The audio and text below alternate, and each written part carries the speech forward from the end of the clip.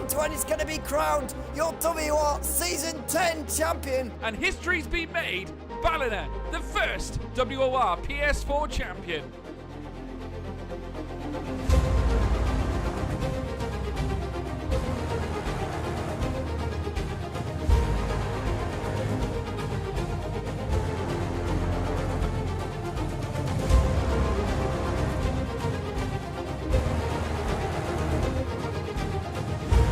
What a championship, what a season.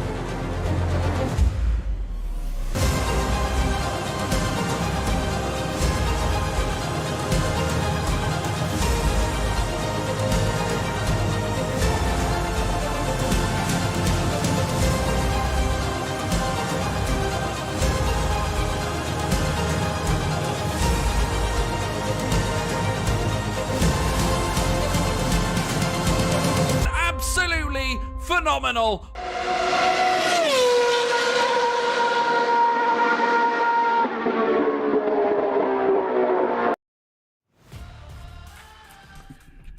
Hello everybody, George Morgan here, back again for WOR, and I have to say, a pleasure it is to be here as well. My name is, of course, George Morgan. Joining alongside me today for the Hungarian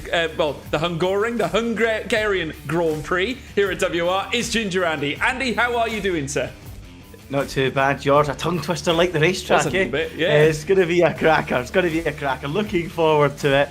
It should be a good race. It is a tight, twisty racetrack. It can be difficult to overtake, but actually today in Sochi it was difficult to overtake, and we still had a really good race, didn't we, in real life? So, you know, I think we can have a good race today, and it should be a really exciting one around a really tight, challenging circuit. You know what they say, George? It's like Monaco without the barriers. It certainly is. The Monaco without walls, as Andy so eloquently put. We're going to be heading over to the Hungaroring, folks, of course. This circuit actually broke ground in 1985. It's been on the certainly on the calendar for quite some years now in Formula One. We've seen many cars way back in the 90s obviously cruise around it. I remember the arrows of Damon Hill very nearly taking victory at this very circuit. Unfortunately, it wasn't to be, which was a huge shame for all the British fans back in those days. But nevertheless, the excitement never ceases to amaze, certainly here at Hungary. Obviously, a lot of esports drivers come from here as well. Lots of very talented individuals take part in the world of F1 esports. And, you know, well, the likes of many. I think that Danny Brezhney's from this part of the world, isn't he, Andy? Yeah, he is. It's quite interesting, isn't it? Quite a lot of Hungarians right into Formula One. It's an area of Europe where you don't see many fans of Formula One, especially when you're online playing the games, but there's quite a few from Hungary, and you wonder if the fact that Grand Prix has been in Hungary for so long, if that's a big factor in that. We've not had many Hungarian drivers over the years in real life either. I remember Zsolt Baumgartner raced here in Hungary and raced a season, I think, back in 2004, but yeah, it's great to see so many esports drivers like Danny Brezhney coming through from Hungary. So it's good to see, and again, it makes Formula One a more global sport, doesn't it? It certainly does, absolutely. Well, they're going to be hightailing through 14 corners here at the Hungaroring, of course. Now, turn one, arguably the most treacherous, and I think we saw it this season in Formula One, certainly with where Valtteri Bottas is concerned, and obviously Lance Stroll as well after he mounted the curb and basically caused his own incident altogether. But it was all very, very well openly talked about. Obviously, that issue with Bottas, not good at all, certainly for him, and that ended his race as well as many others. But nevertheless, we're looking forward to seeing how we get on, certainly in terms of racing here tonight. We're going to be looking forward to seeing how these drivers cope with the twisting circuit here at Hungaroring. Obviously, brace yourselves, folks. We're going to be in for a hellacious ride, certainly where a lot of these drivers are concerned. Andy, quite a few heavy hitters here tonight. Forest Fears up in the top end as well. Not to mention others like Ruben Pedreño. You got Andreas Dormeyer. Others as well, like certainly Tom Martinez, who's improved. Ever since that win, he's put himself right into the limelight after that win at the Canadian Grand Prix as well. Unfortunately, we didn't get any action from Silverstone last week due to some little issues in terms of what was going on in the lobby. But we are back again here at Hungary anyway. So looking forward to seeing what we can bring after what you could, I supposedly say, call a week break. Yeah, I suppose it kind of was a week break. Qualifying, though, was quite interesting at Silverstone, wasn't it? And there was a few glimpses of pace in the likes of Forest Fears, who really is trying to push on now and get back towards the front of the field, and showed some great pace last week in that qualifying session.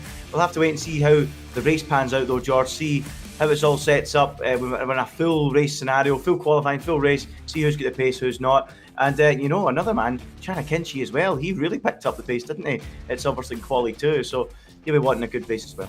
You certainly will. We'll have to wait and see how they handle it. Obviously, plenty of top drivers here certainly here at WOR who also compete in PSGL as well. The two leagues currently running in tandem.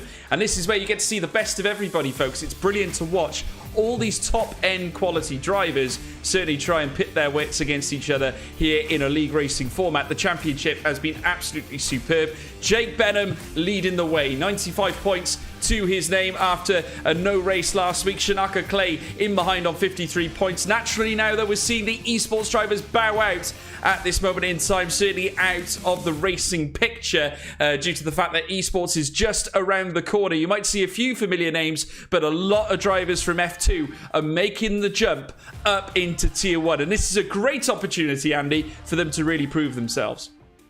Exactly, George. We keep saying it, don't we, every single week. The opportunity always arises for some of these Tier 2 guys to move up. If there's drivers missing out, I mean, we spoke about it so many times, haven't we? Tom Martinez jumped in Canada, up from Tier 2, won the race with a ridiculously good performance. It was unbelievable what he did that day. So you're absolutely right. All these drivers, big opportunity to make a name for themselves. And some drivers that some of us may not be completely familiar with the opportunity to come along and make a name. Like, for example, Cookie back in Japan as well. Not many knew about him. He turned up and stuck the thing on pole, and then in the end didn't quite go to plan in the race, but he did show that he had really good pace. So yeah, I'm looking forward to it, George. It's going to be quite interesting to see who can rise to the top and take that opportunity with both hands, because it should be good. Looking forward. Yeah.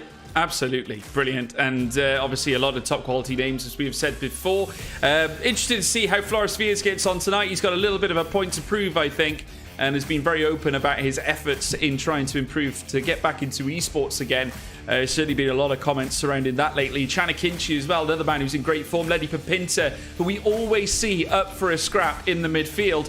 Felipe Souza from Brazil, a very, very severe taskmaster, likes the scrap too. Plenty of these drivers like a battle, and I would not be surprised if we see a lot of them taking it to it early heading into turn 1. Certainly Hungaroring, it certainly helps. We go back to that phrase, Monaco without the walls. It really helps if you're in front heading around this circuit, because naturally it's very, very narrow. Certainly heading through the first sector, I certainly think that turns 2 and 3 are certainly one of the more key areas, because that can define your lap or your race, because if you get that exit out of turn 2 also wrong and then head into turn 3 losing a lot of pace, you can lose momentum, and someone who gets in your slipstream on the rear might fancy a go before they even reach turn 4. But that is the question: who is going to master it the best? It certainly caters more towards the more, I would say, careful driver, the more precise driver.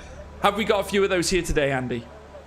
Yeah, I think we're going to find out who is going to be able to master the Hungaroring. But I have to agree with you, George. I think it's the kind of track that suits the likes of Jensen Button. Nice and smooth, flowing corners.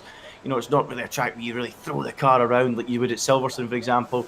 You know, the middle sector, though, is quite like that, I suppose. But the rest of the lap, it's quite a lot of slow corners and just getting the right line and just being precise and smooth on the throttle coming out of the exits, especially in that final sector and as well in the first sector. But yeah, George, really looking forward to it, and the first cars are making their way out onto the track. I just want to echo exactly what you said about the first lap and turn 1. I mean, we're going to see a lot of action down there at the start because, as I've said, it's quite difficult to make an overtake on this racetrack. I'd say your best chances are at the start of the race or in turn 1 during the race.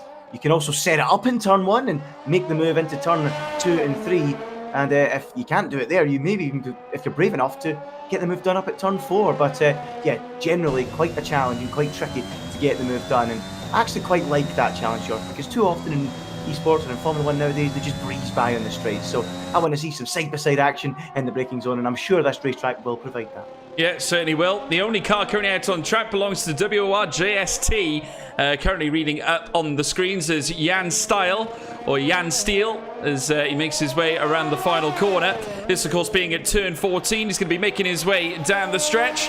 And the AlphaTauri sister car to Red Bull who are currently enjoying middle of the park championship respectability at the moment. AlphaTauri are currently ahead of their Red Bull counterparts, sitting on 38 points. The gap between them and Red Bull is actually fairly slight. It's only 14 points separating the pair, but with the likes of Dario Yamulo and Jeffrey Ritchie behind the car, with Joe Hannon subbing in from time to time, they've had a very strong lineup put together. You can arguably say that you would expect a little bit more from AlphaTauri, but if you also look at Red Bull, they have the likes of Liam Parnell, of course, only recently announced as the F1 esports driver, certainly for the Red Bull stable. You've also got John Evans and Thomas Harvey, two very well seasoned league racing competitors too. So we have got a real array, a vast array of top-end talents committing to the circuit tonight, but you cannot see past the Mercedes team right now, donned by the likes of Jake Benham and Valentin Bruffair. They are certainly the A-list in terms of upcoming drivers, Andy. Yeah, they are. They're right up there. I mean, they're very quick at the top end. And yeah, I mean, I'm looking forward to see if any of these drivers that are out there tonight can show that they're ready to take that next step up. I mean, there's certainly a few out there that look very strong. I mean, we spoke about John Evans in Silverstone last week, didn't we? And how quick he was in qualifying in that race. And you were saying how good he was in PSGL as well. So he'll be disappointed he never got to show his pace in that race last week, as we see the first time in the board a 1:24.0 from JST. On the soft tyre. I'm sure the lap times will drop a lot more than that. But John Evans, yeah, he'll be looking to hit the ground running after not being able to show his pace last time out at Silverstone. But yeah, I'm a big fan of this track, George. I mean, I know I'm not really a racer these days. I'm obviously do the commentary, but when I used to drive on the game, it was a track that I really enjoyed. It's flowing, and you need to be really precise, and it punishes you if you go a little bit wide as well on certain parts of the track. So, big fan. Yeah, 2.722 miles. That's what they've got to try and judge. Certainly around this circuit at Hungaroring, that equates to 4.381 kilometers. Fastest lap time around here, incidentally, is Lewis Hamilton from last season, a 1:16.627. JST, Jan Steele, currently up in P1 with a 1:24.055. You'd firmly expect there to be quicker times than that. Jeffrey Ritchie, his teammate, will be looking to do that exactly as he makes his way down through towards the next chicane. This, of course, being the helter-skelter section coming out of turn 6 and 7. And now he's making his way around the next left. Lewis Welch, though, very prompt indeed. And already eclipses Lewis Hamilton's record time of a 1:16.627 with a 1:15.794. Statement of intent. It's a long way to go in qualifying, though, folks. We've got Q1, Q2, and Q3 ahead of us. We're only 13.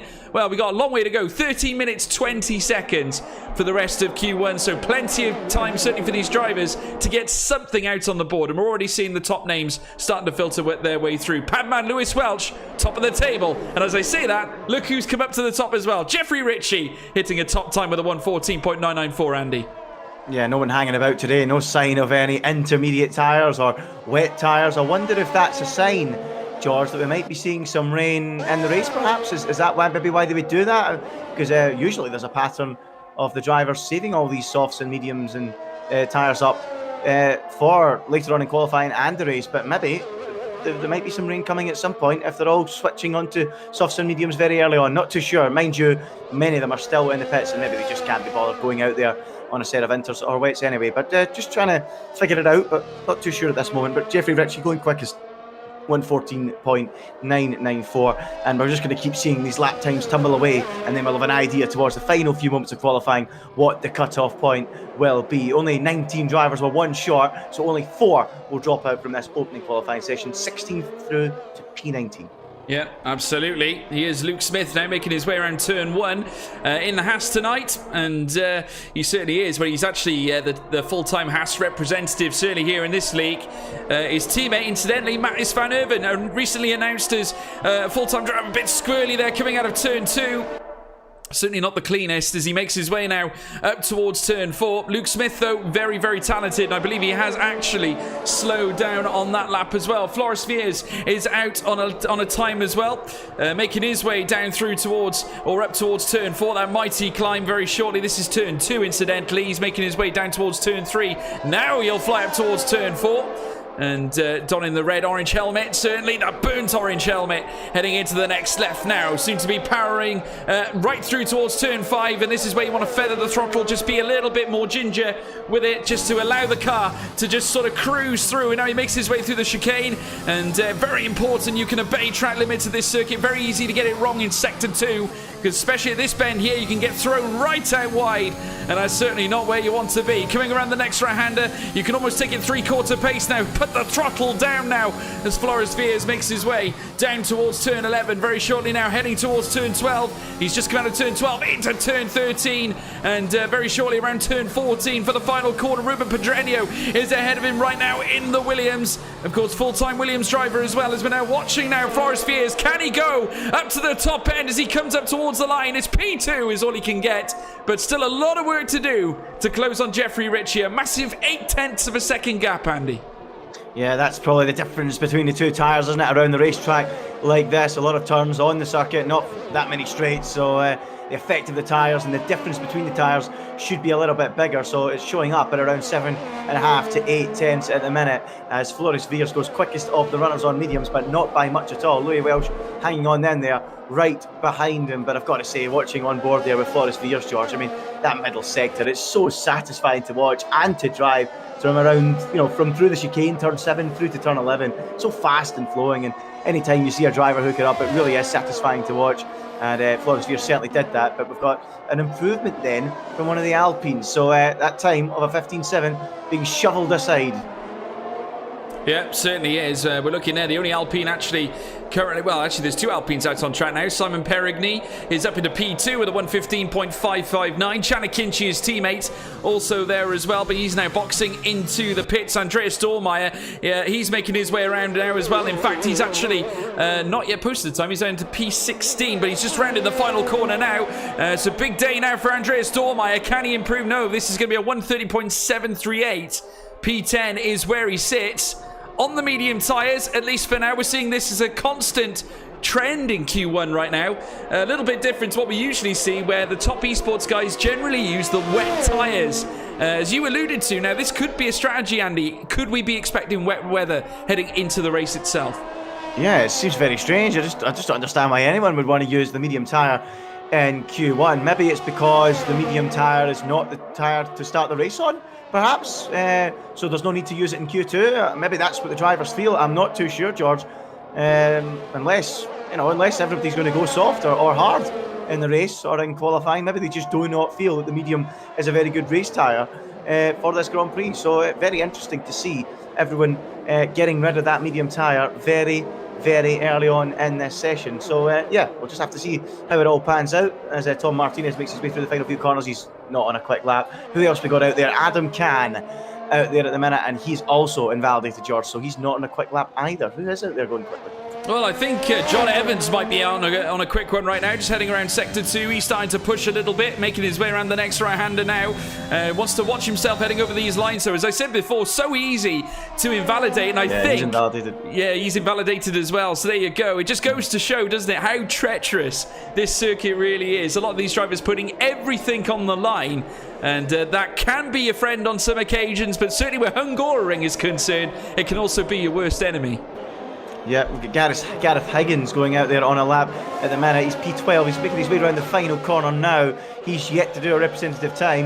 Only 11 drivers have so far, so let's see where he settles into the order. Across the line he goes and stays P12 with a 1:16.7. Not the best lap then from the McLaren driver on this occasion. But just to come back to your point, George, yeah, it is one of those racetracks where you can pick up time penalties, especially in that middle part of the lap. Not so easy to do so in the first and final sector, but certainly in the middle sector with the high-speed corners, and especially in that chicane, which is quite quick as well. So yeah, the drivers will need to be showing their discipline, because you don't want to be picking up time penalties around this circuit, because they will quickly accumulate.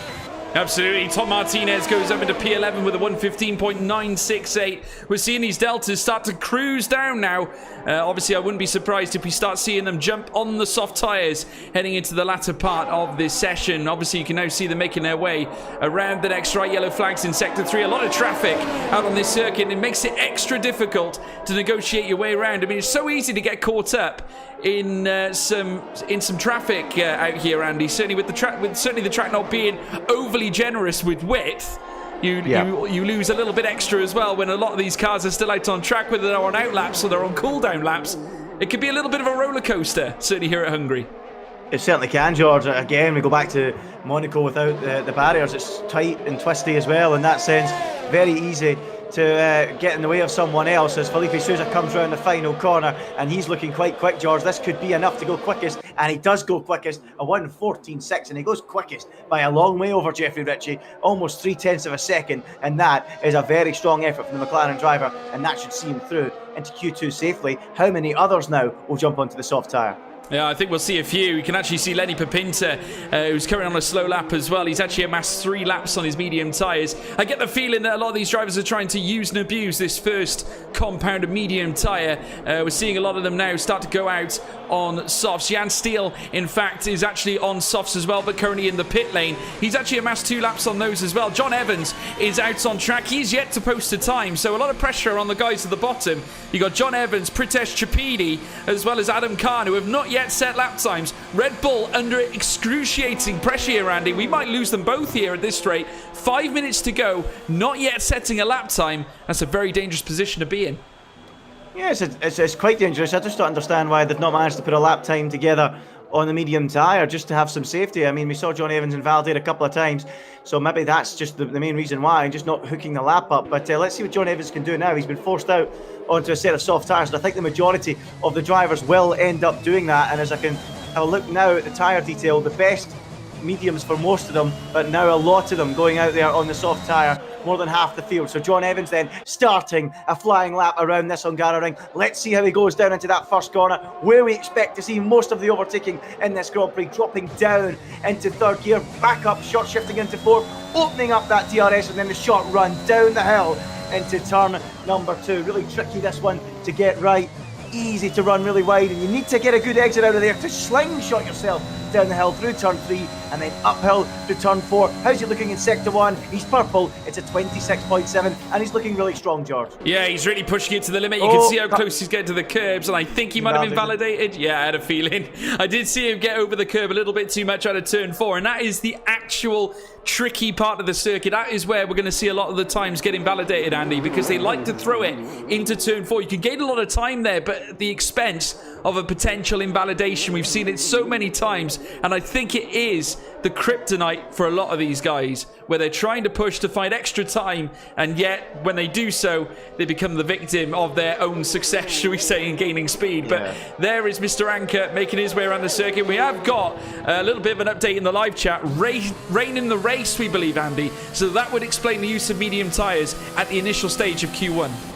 Yeah, I thought it was quite strange to see everyone out there on medium tyres. So there we go. We have got the reason behind it now. Expecting some rain at some point, as Luke Smith is out there again, by the way, with 3 minutes to go, George, and still on medium tyres. So this could be quite interesting. Is he going to come into the pits then at the end of this lap just to get onto the softs, or is he going to try and complete this lap and go even quicker? The answer is keep going. So that could be a bit of a risk then from Luke Smith as he makes his way around the final corner in that Haas. Will he have time to get back round and into the pits? Will he improve first of all?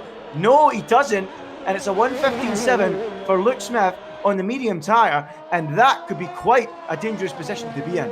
Yeah, it could well be. Adam Khan currently out on track as well. British Chapidi is also out for Mercedes as well. His teammate Floris Veers out on an outlap as well. The track is very, very busy. Certainly right now, only 4 cars currently in the pit lane. So we're going to be seeing a lot of cars now make their way around this circuit of Hungaroring. Now Adam Khan coming around this next left at turn 13. Soft tyres on the car. Coming around turn 14 now, and the Red Bull really needs a grandiose lap time as he makes his way up now across the start-finish line. P2 is what he gets, a 1:14.895. Now what about his teammate John Evans, who's out in sector 3 right now himself, and I'm sure he's on a quick lap too, making his way around the final corner at turn 14 as well. Can the 2 Red Bulls light up the live timing tower? P1 he gets, a 1:14.431. Drama here. Red Bull not messing around with minutes to go. 1 minute and 50 left. The 2 Red Bulls up there, Ps 1 and 4, Andy. Yeah, Ruben Pedreño pops into second place. Called it. Luke Smith was going to be in bother, and he's going to be in serious bother now. He's got 1:40 left. He cannot pit, and he's on medium tyres. Pretty much everybody, bar one, behind him is on soft tyres and on a lap. So surely he is going to drop out of qualifying unless he can do something very, very special at the end of the session. Chanakinchi now goes second. This is really looking dangerous now. And look, he's all the way down in 11th place, Luke Smith. Yeah, British Chapini coming across the line as well. He gets into P8, so he lifts himself off the bottom. Gareth Higgins under pressure, trying to get himself up. Tom Martinez under pressure too. He's currently down at the bottom right now, but he is going 4/10 quicker. He's gone 6/10 quicker, in fact, in Sector 2. So Tom Martinez absolutely flying here. Let's run on board here with the Alfa Romeo. Oh, I believe he has invalidated. He's slowing down. Not good news here for Tom Martinez. An early exit here in qualifying, and that's surely not what he needs right now, Andy. Yeah, well, he hadn't invalidated. I just don't think he was happy with it. I don't know what's going on, because it doesn't show up as he's invalidated here. Lenny Papinter, who is 17th and in danger, is also invalidated. Will he get back round in time? That's the question. As Louis Welch now goes quickest, Tom Martinez can go again. Gareth Higgins is out there going again as well. So let's see what he can do. He's the only one in the bottom 5 at the minute on quite a quick lap. Yeah, he is indeed. He's actually gained a lot of time too. So let's see what the McLaren can do. It's now or never for Gareth Higgins. He comes around the next left-hander, certainly trying to avoid the cars that are currently littered across this Hungarian circuit. Now powering through the next left now once again. And I have to say, McLaren are licking their wounds after a terrible visit to Sochi today, where Lando Norris was on pole position, one driver of the day, but obviously the strategy did not prove fruitful for Lando Norris. But this time, can Gareth Higgins turn it all around? He's now making his way around the next left-hander, turn 14. Coming up next now, certainly the papaya colour now streaking down the Hungarian circuit, coming across the line. P12, he saves his bacon at least for now, but plenty of cars out on track. Incredible stuff indeed. Plenty still to cross the line, Andy. And here comes Simon Perigny as well. He's coming around the final corner. Can he go above Luke Smith too? He can. He goes second quickest. Luke Smith did find time, but not much time. And he's now right on the bubble. Floris Fears is in the pit lane, and he is right in danger of being knocked out of qualifying. What a surprise that would be. And Mr. Anka might be about to knock him out right here, right now. He is out of qualifying. Luke Smith is also out of qualifying. What a disaster for Floris and Luke Smith. They are out.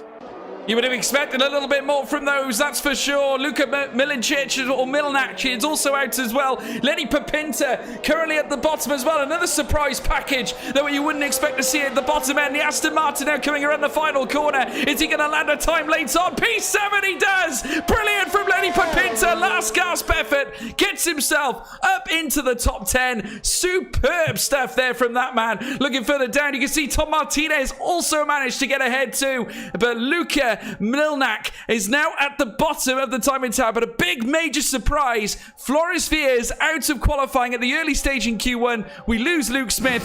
Gareth Higgins can get in. Incredible scenes, Andy. Probably two of the main names you wouldn't expect to lose in the initial stages.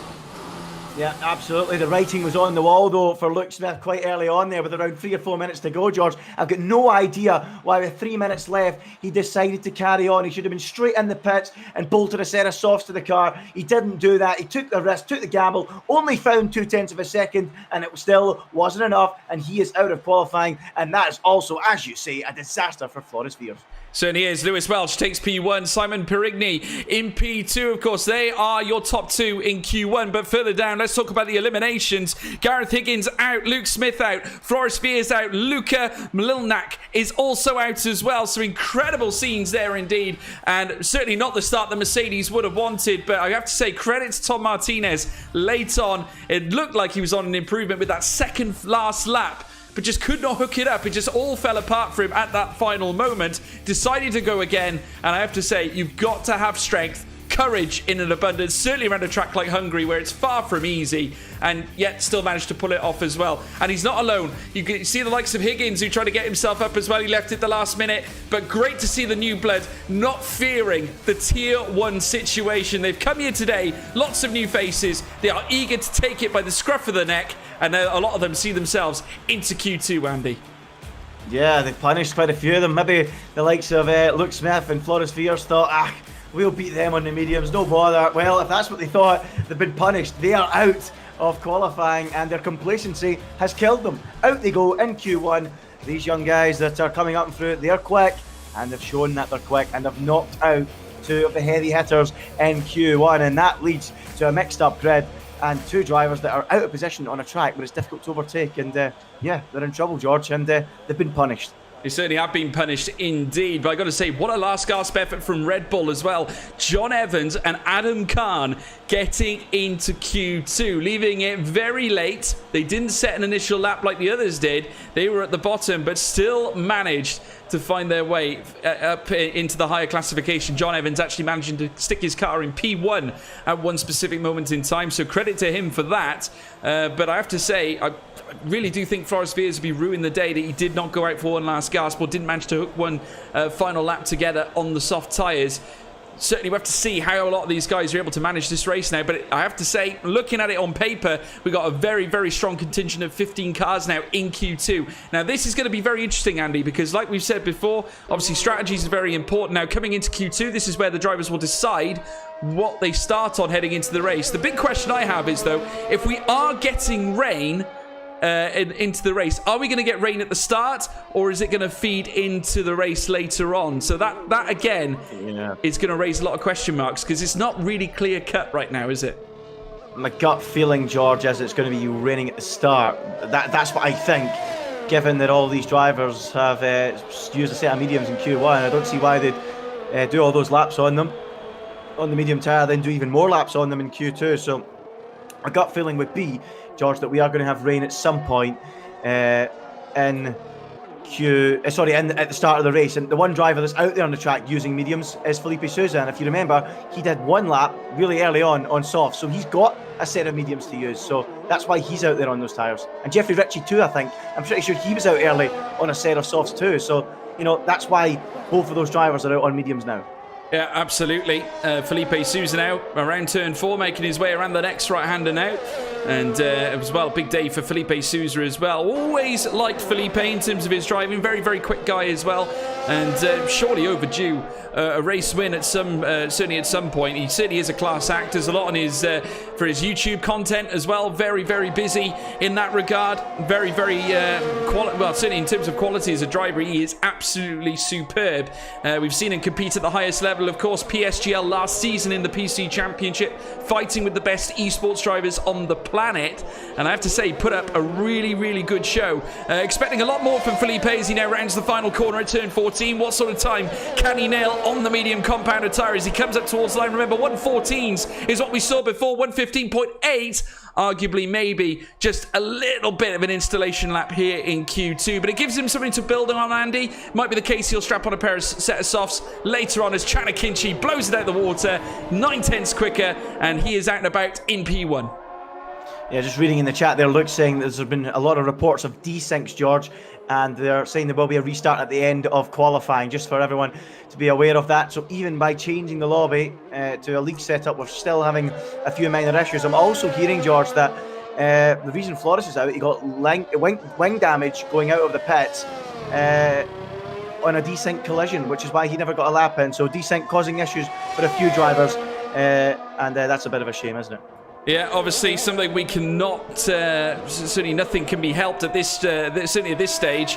Looking at this now on paper, Simon Perigny at this moment in time making his way down down towards the next right-hander. Certainly not an easy situation, folks, when little outside occurrences happen, but we'll try and give you the best footage or certainly the best coverage we can do for tonight's race here at Hungary, as we're now watching Simon Perigny now round the final corner at turn 14, and very shortly down the stretch on the soft compounded tyre, lights up the DRS, heads up across the line. P1 is what he gets, a 114.469, showing and flexing the muscles on that soft compounded tyre, and that's exactly what you need to do if you want to be successful. John Evans also out in the lap as well, Andy.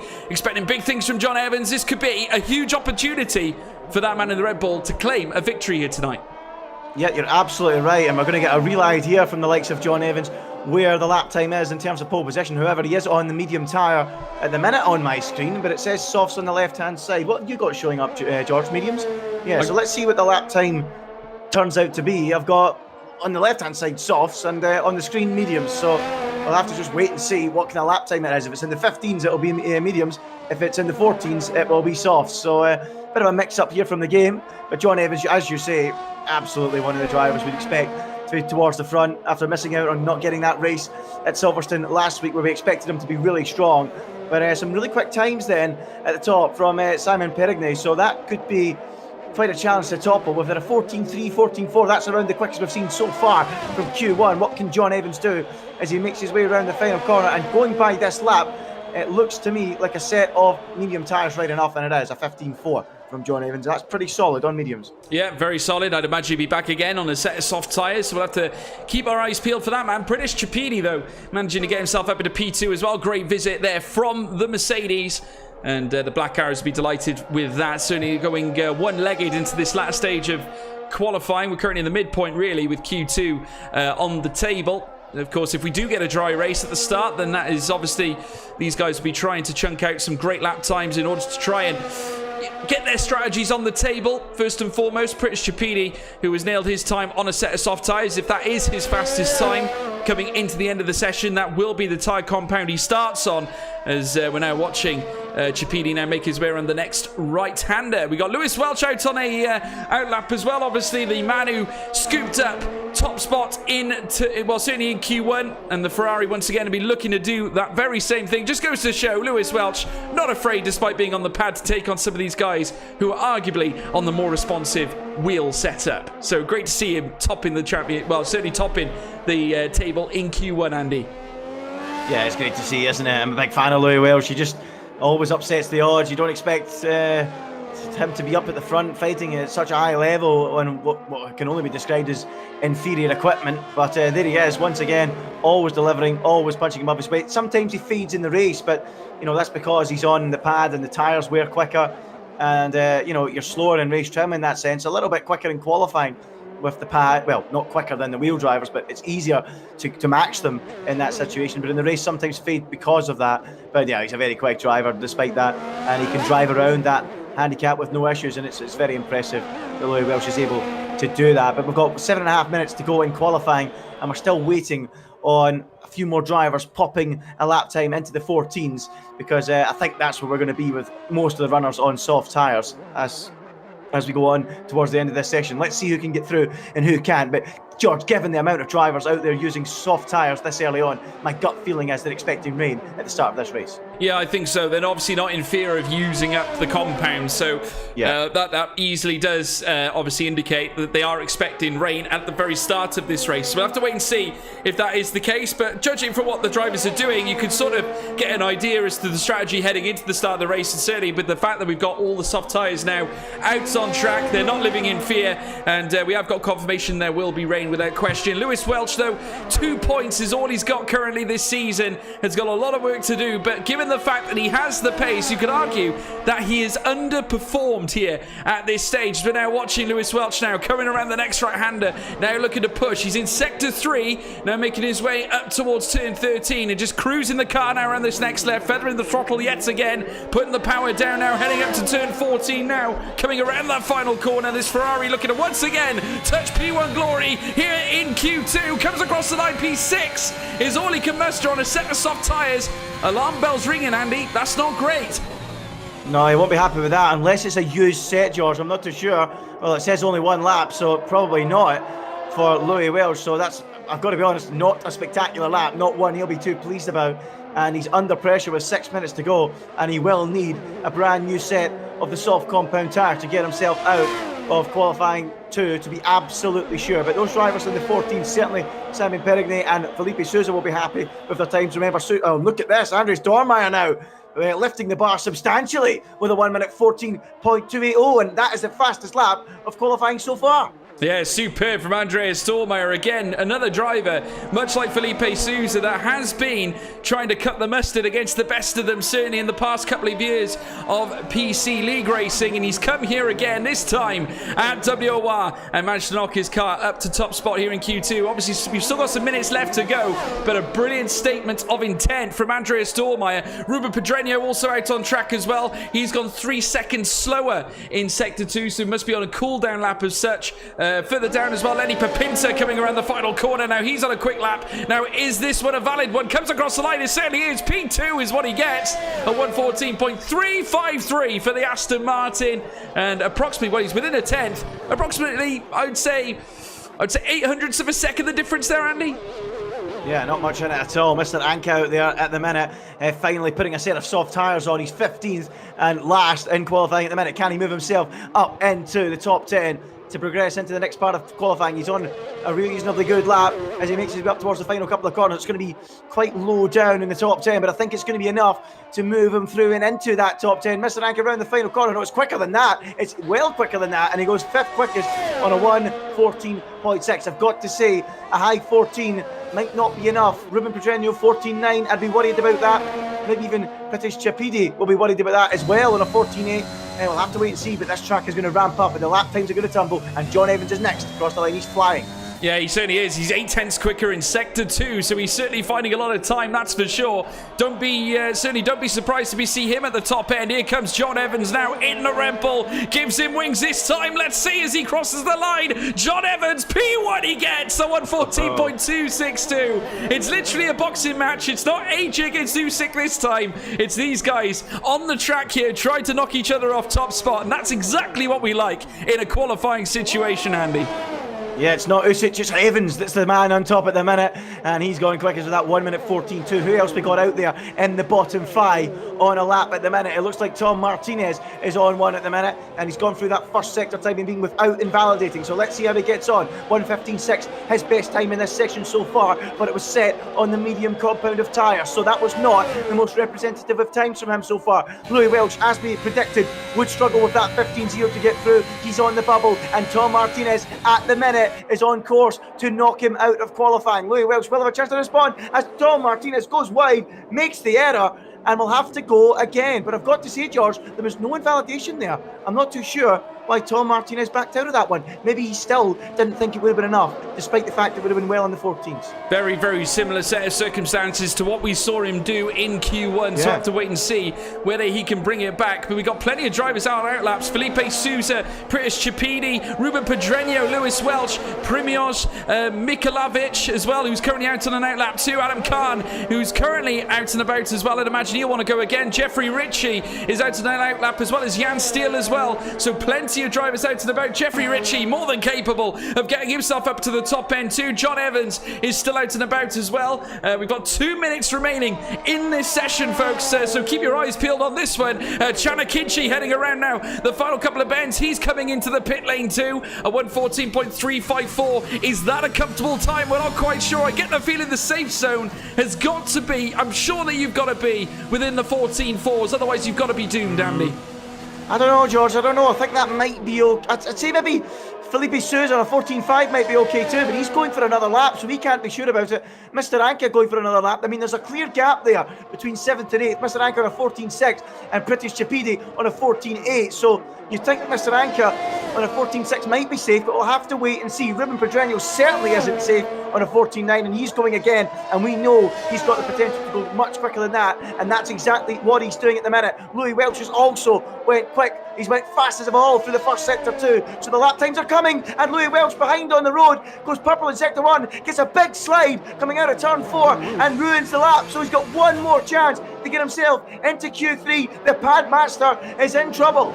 He certainly is. Simon Perigny still in P5, Lenny Papinta in P3. Already we've seen John Evans, Andreas Dormeyer, Chanakinchi all retire from the session. Adam Khan is out and about as well. We got plenty of others on this track too. Looking further up, movements being made. Ruben Pedreño crosses the line and gets up into P5 as well. Adam Khan is also making his way around on the circuit as well. Currently in P2, he's going 2 seconds slower, so not going to be nailing a time on the board as well. We have got further down. Sorry, got an update, Andy. Yeah, JST in the final couple of corners on a 15.6.7 at the minute. He needs a big lap to get himself out of the bottom 5. Can he do it? No! He's 11th on a 14.7. He's definitely going to be out of qualifying with that time. So he's out at the minute. Chapidi's out at the minute. Louis Welch, Milavsic and Tom Martinez, who's on a lap at the minute. Milavsic is on one though. Can he get himself out? Well, we'll have to wait and see. Tom Martinez going slower as well. He's not going to improve at this rate. Primoz Miklavic now making his way into the out of the middle sector very shortly. He's hightailing, going quickly as well. Big lap this is from the Ferrari. He needs to really put it into gear. Heads around the next right-hander now. Very shortly out of turn 12, down towards turn 13. The big oval loop as they make their way round this next left. Feathering the throttle here. The Ferrari power is certainly going to be useful here for this man, Primoz Miklavic, as he makes his way around the final corner across the line now. He moves his way up in a P8. He's safe there at least for now, but there's plenty of cars out and about on track, Andy. Yeah, Mr. Anker's on a good lap. He's about to knock Jeffrey Ritchie out of qualifying. Tom Martinez is out. GST is out. Tom Martinez bailed out of his latest run, so they are both out. Can Mr. Anker knock Jeffrey Ritchie out of qualifying? He's in the pits at the minute, Jeffrey Ritchie, so he's extremely vulnerable from Mr. Anker's lap time. He goes 7th. Jeffrey Ritchie is out. That's both Alpha Tauris out of qualifying. Will Adam Can make it, or will that be another Red Bull branded car being knocked out? Because British Chapidi could just knock him out right at the very, very end. He's already out of it because Louis Welch has gone quicker. Chapidi to the line. He goes 11th. He can't quite make it. And he's out by just a tenth of a second. Chapidi, Can, Ritchie, GST and Tom Martinez out of qualifying. And it was, George, a 14-4. You were right. The cut-off to get into Q3. Absolutely, the 14-4 was the difference maker. Primoz Miklavic just hanging on by a thread in P10 for Ferrari. Both Ferraris, incidentally, in the top 10. Lewis Welch, last gasp, P2. And that just goes to show he deals with pressure extremely well. And he's up there in behind John Evans, who I did predict going into this session would light things up. P1 is exactly where he is at 14.262. Not bad at all. We are hearing that we should expect a lot of these drivers in the 13s. We'll have to wait and see when we head into Q3 when the track is very, very warm. Albeit, though, all those plans could be scuppered if we see rain in Q3, Andy. Yeah, they could indeed be. I'm just looking at that top 10, George, to get through.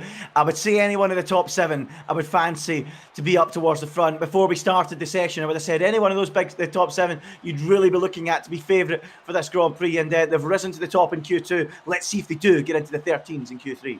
We'll have to wait and see. John Evans is your P1 sitter in Q2. Louis Welch alongside him in P2. We'll have a look at the drivers that we've lost. Pradesh Chapidi for Mercedes. Not a good day for Merck. Adam Khan, Ritchie, Steele and Martinez. Not going well for those guys. They are out of the event. Not the ideal situation for Tom Martinez. You'd expect a little bit more from him. I get the feeling he wasn't finding life comfortable heading into the final sector, Andy. He's hooking the laps up everywhere else, but that final sector, and that's odd because you'd expect turn 4 to be the kryptonite for him. We've seen it so many times already, but I have to say, looking a little edgy in sector 3. Yeah, I can see why he bailed out of his lap. I mean, he was up and he was heading into the top 10 with the lap he was on at the time. But I don't think the lap he set, or he would have set if he finished the lap, would have got him into Q3. And I can see why he bailed out. But if he did complete the lap, he probably wouldn't be 15th in the grid. He'd maybe be 12th, 13th. A couple of places gained, but I suppose I can understand why he bailed out the lap and decided to bide his time and go for another lap. The gamble didn't pay off, and he's out in P15, and he'll be very disappointed with that. Yeah, big shame as well. Mercedes not capitalising either, and obviously missing the likes of Jake Benham and Valentin Bruffair tonight, but losing Floris Viers in Q1, and then of course Pritesh Chapidi then being eliminated in Q2. Not been a good visit for the Mercs today. No, a really poor visit for the Mercs. Obviously change of drivers, you know, we've seen Jake Benham, he's in great form leading the championship, so we didn't expect them to hit the same heights, to be honest. We certainly thought Floris Viers would be really, really quick, wasn't to be in the end, and we actually saw both Mercedes dropping out in the end in qualifying quite early on, so that's a bit of a disappointment for them. No Mercedes in Q3, very rare we say that in real life or in WOR, George, so it's all to play for. Who are you going to give pull to, George? Who are you saying? Well, I quite fancy John Evans to pull it off here today, but I think, again, it's going to be close. I think him and Lewis Welch are going to be pretty much dining close together at the same dinner table, I think, at this rate. But currently sitting in P1 after Q2 is a very, very successful run for the Red Bull. We'll have to wait and see if he can carry it over into Q3. But I'm going to stick with John Evans. How about yourself? You know what? I fancy John Evans, I do, to do well here, George. But I'm going to go different. I'm just going to go do something different, and I'm going to go for Andres Dormeyer. That's what I'm going to do, just for a change. But I do have a wee feeling John Evans is looking quick, but we'll mix it up a bit. We'll not be boring. I'll get off the fence, and I'll go for Andres Dormeyer. I'm just reading in the chat, Tom got a roadblock of cars that we couldn't see in front of us, and that is why he bailed out. Thank you very much, Simsan, for keeping us updated on that one. I'm guessing Tom is streaming. So, yeah, that's part of the reason Tom missed out, George. Well, there we are. That's the update. And as we said, it all harks back to how narrow Hungaroring really is, how tight it can be with the cars out on the circuit. That is really your main obstacle a lot of the time around this circuit. As we're now watching Andreas Dormeyer. Certainly the pick here for Ginger Andy. This man has been out watching Andreas Dormeyer now hurtle into Sector 3 very shortly out of Sector 2. And certainly needs a good lap. I had a feeling he ran a little bit wide heading out of that S section. Though plenty of drivers now out and about. They can't waste any time, Andy. 10 minutes only is what you get in Q3, so naturally they need to make use of the time while they have it. Yep, you're absolutely right, and we have got John Evans out there pushing hard at 26.5 through the first sector. How's he looking in that second sector as he sweeps through that majestic section of the racetrack now?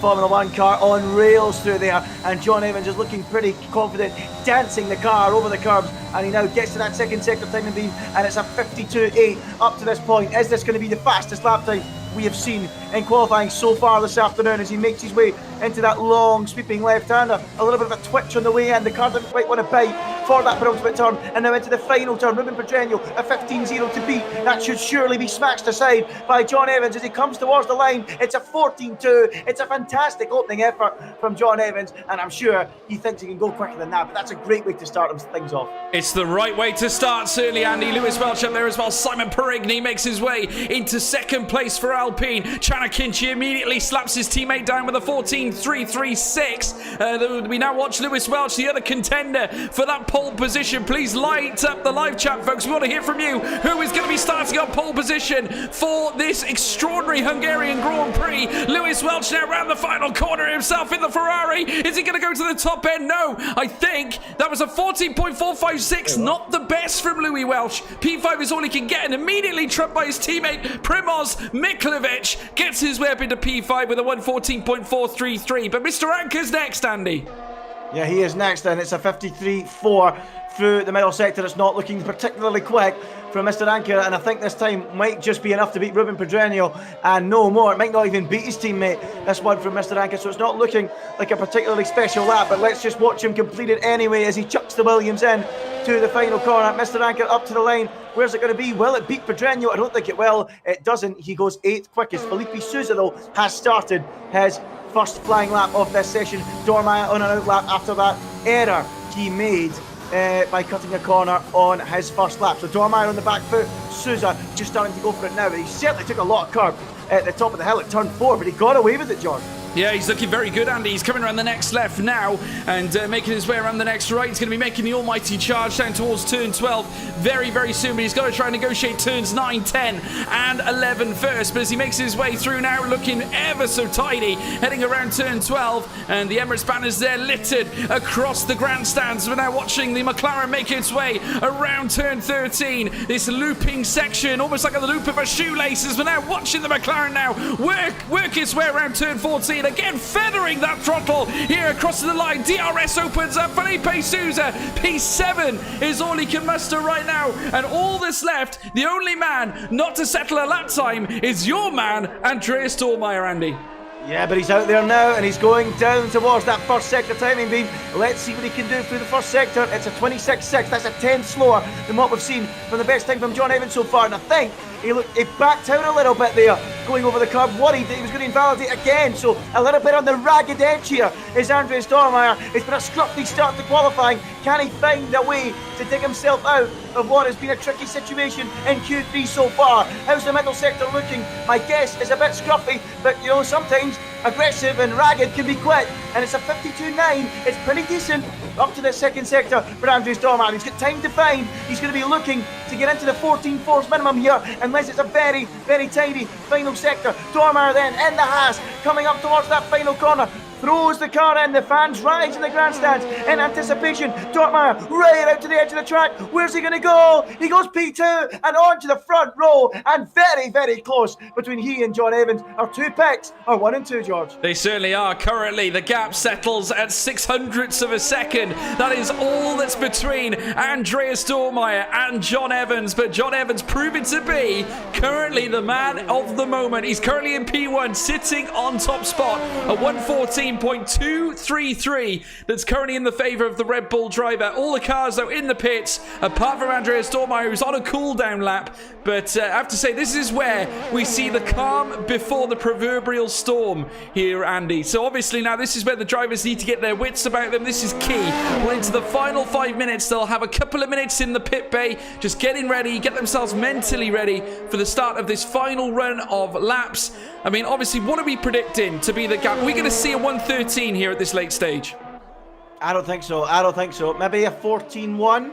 Maybe a 14-0 if it's a special lap. I think we might get that far. But I don't think we're going to see anyone jump a full 2.5, 3 tenths to get into the 13s at this stage of qualifying, George. I think they would have been threatening it a little bit sooner. But what I will say is Andreas Dormeyer's first sector wasn't the most spectacular. His final sector was spectacular.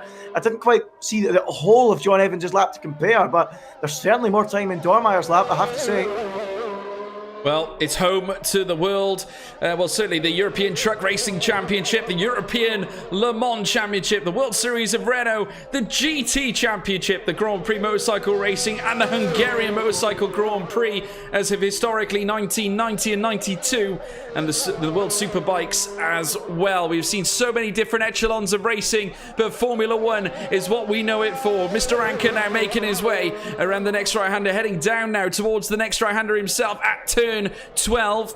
And that Williams that, I have to say, George Russell, a mighty effort in qualifying at Sochi to get the car up into the higher echelons. P3, if you remember, where he started, and fighting it out with the likes of Carlos Sainz as well from the get-go of today's Grand Prix. But as we're now watching Mr. Anker head around now in that Williams car, great expectations lie on the face of every driver here in this session. 3 minutes of magic left in Q3. WOR, it's never been better here for your Sunday nights. We'll have to wait and see who's going to snatch pole, Andy. Who's it going to be? Well, we've gone for Evans, I've gone for Dormeyer. Let's wait and see if it will be either of those. Chanakinchi looking quite strong too. We've got 4 cars on a 1:14.4. You're absolutely right, George. It's never been better. It's never been closer. It is so brilliant to see all these drivers so tightly matched, as Mr. Anker has found 2 10s on his first sector previously, which is not surprising because it's a 15-1 he's done up to this point. Not the best he's done so far. Higgsy in the chat going for Felipe for pole. Let's see what he can do. He's down in 8th place at the minute on a 14.5. If he can hook a lap up, we expect him to be near the front too. But here comes Mr. Anker up to the middle sector. What's it looking like? The rear's going right. That's a big moment for Mr. Anker. He'll somehow keep it out of the wall. Well, he will keep the front out of the wall, which is what he has to do on this game, because you can't really damage the rear, and he might be able to go again, George, if he's just kept the car from getting any major damage. Well, I'll tell you what, if we did have simulation damage on that rear suspension and the rear wing, we'll be looking a little bit ropey right now. But we're now seeing a lot of cars now pass him on track. John Evans has just commenced his flying lap now as well. We're going to stay on board here with the man in the Red Bull. Let's give you a lap here of Hungary as he now purtles his way out. A little bit of oversteer in the car as he makes his way down towards turn 2 and just feathers the throttle again. He likes to touch the curbs as John Evans. He likes to be aggressive.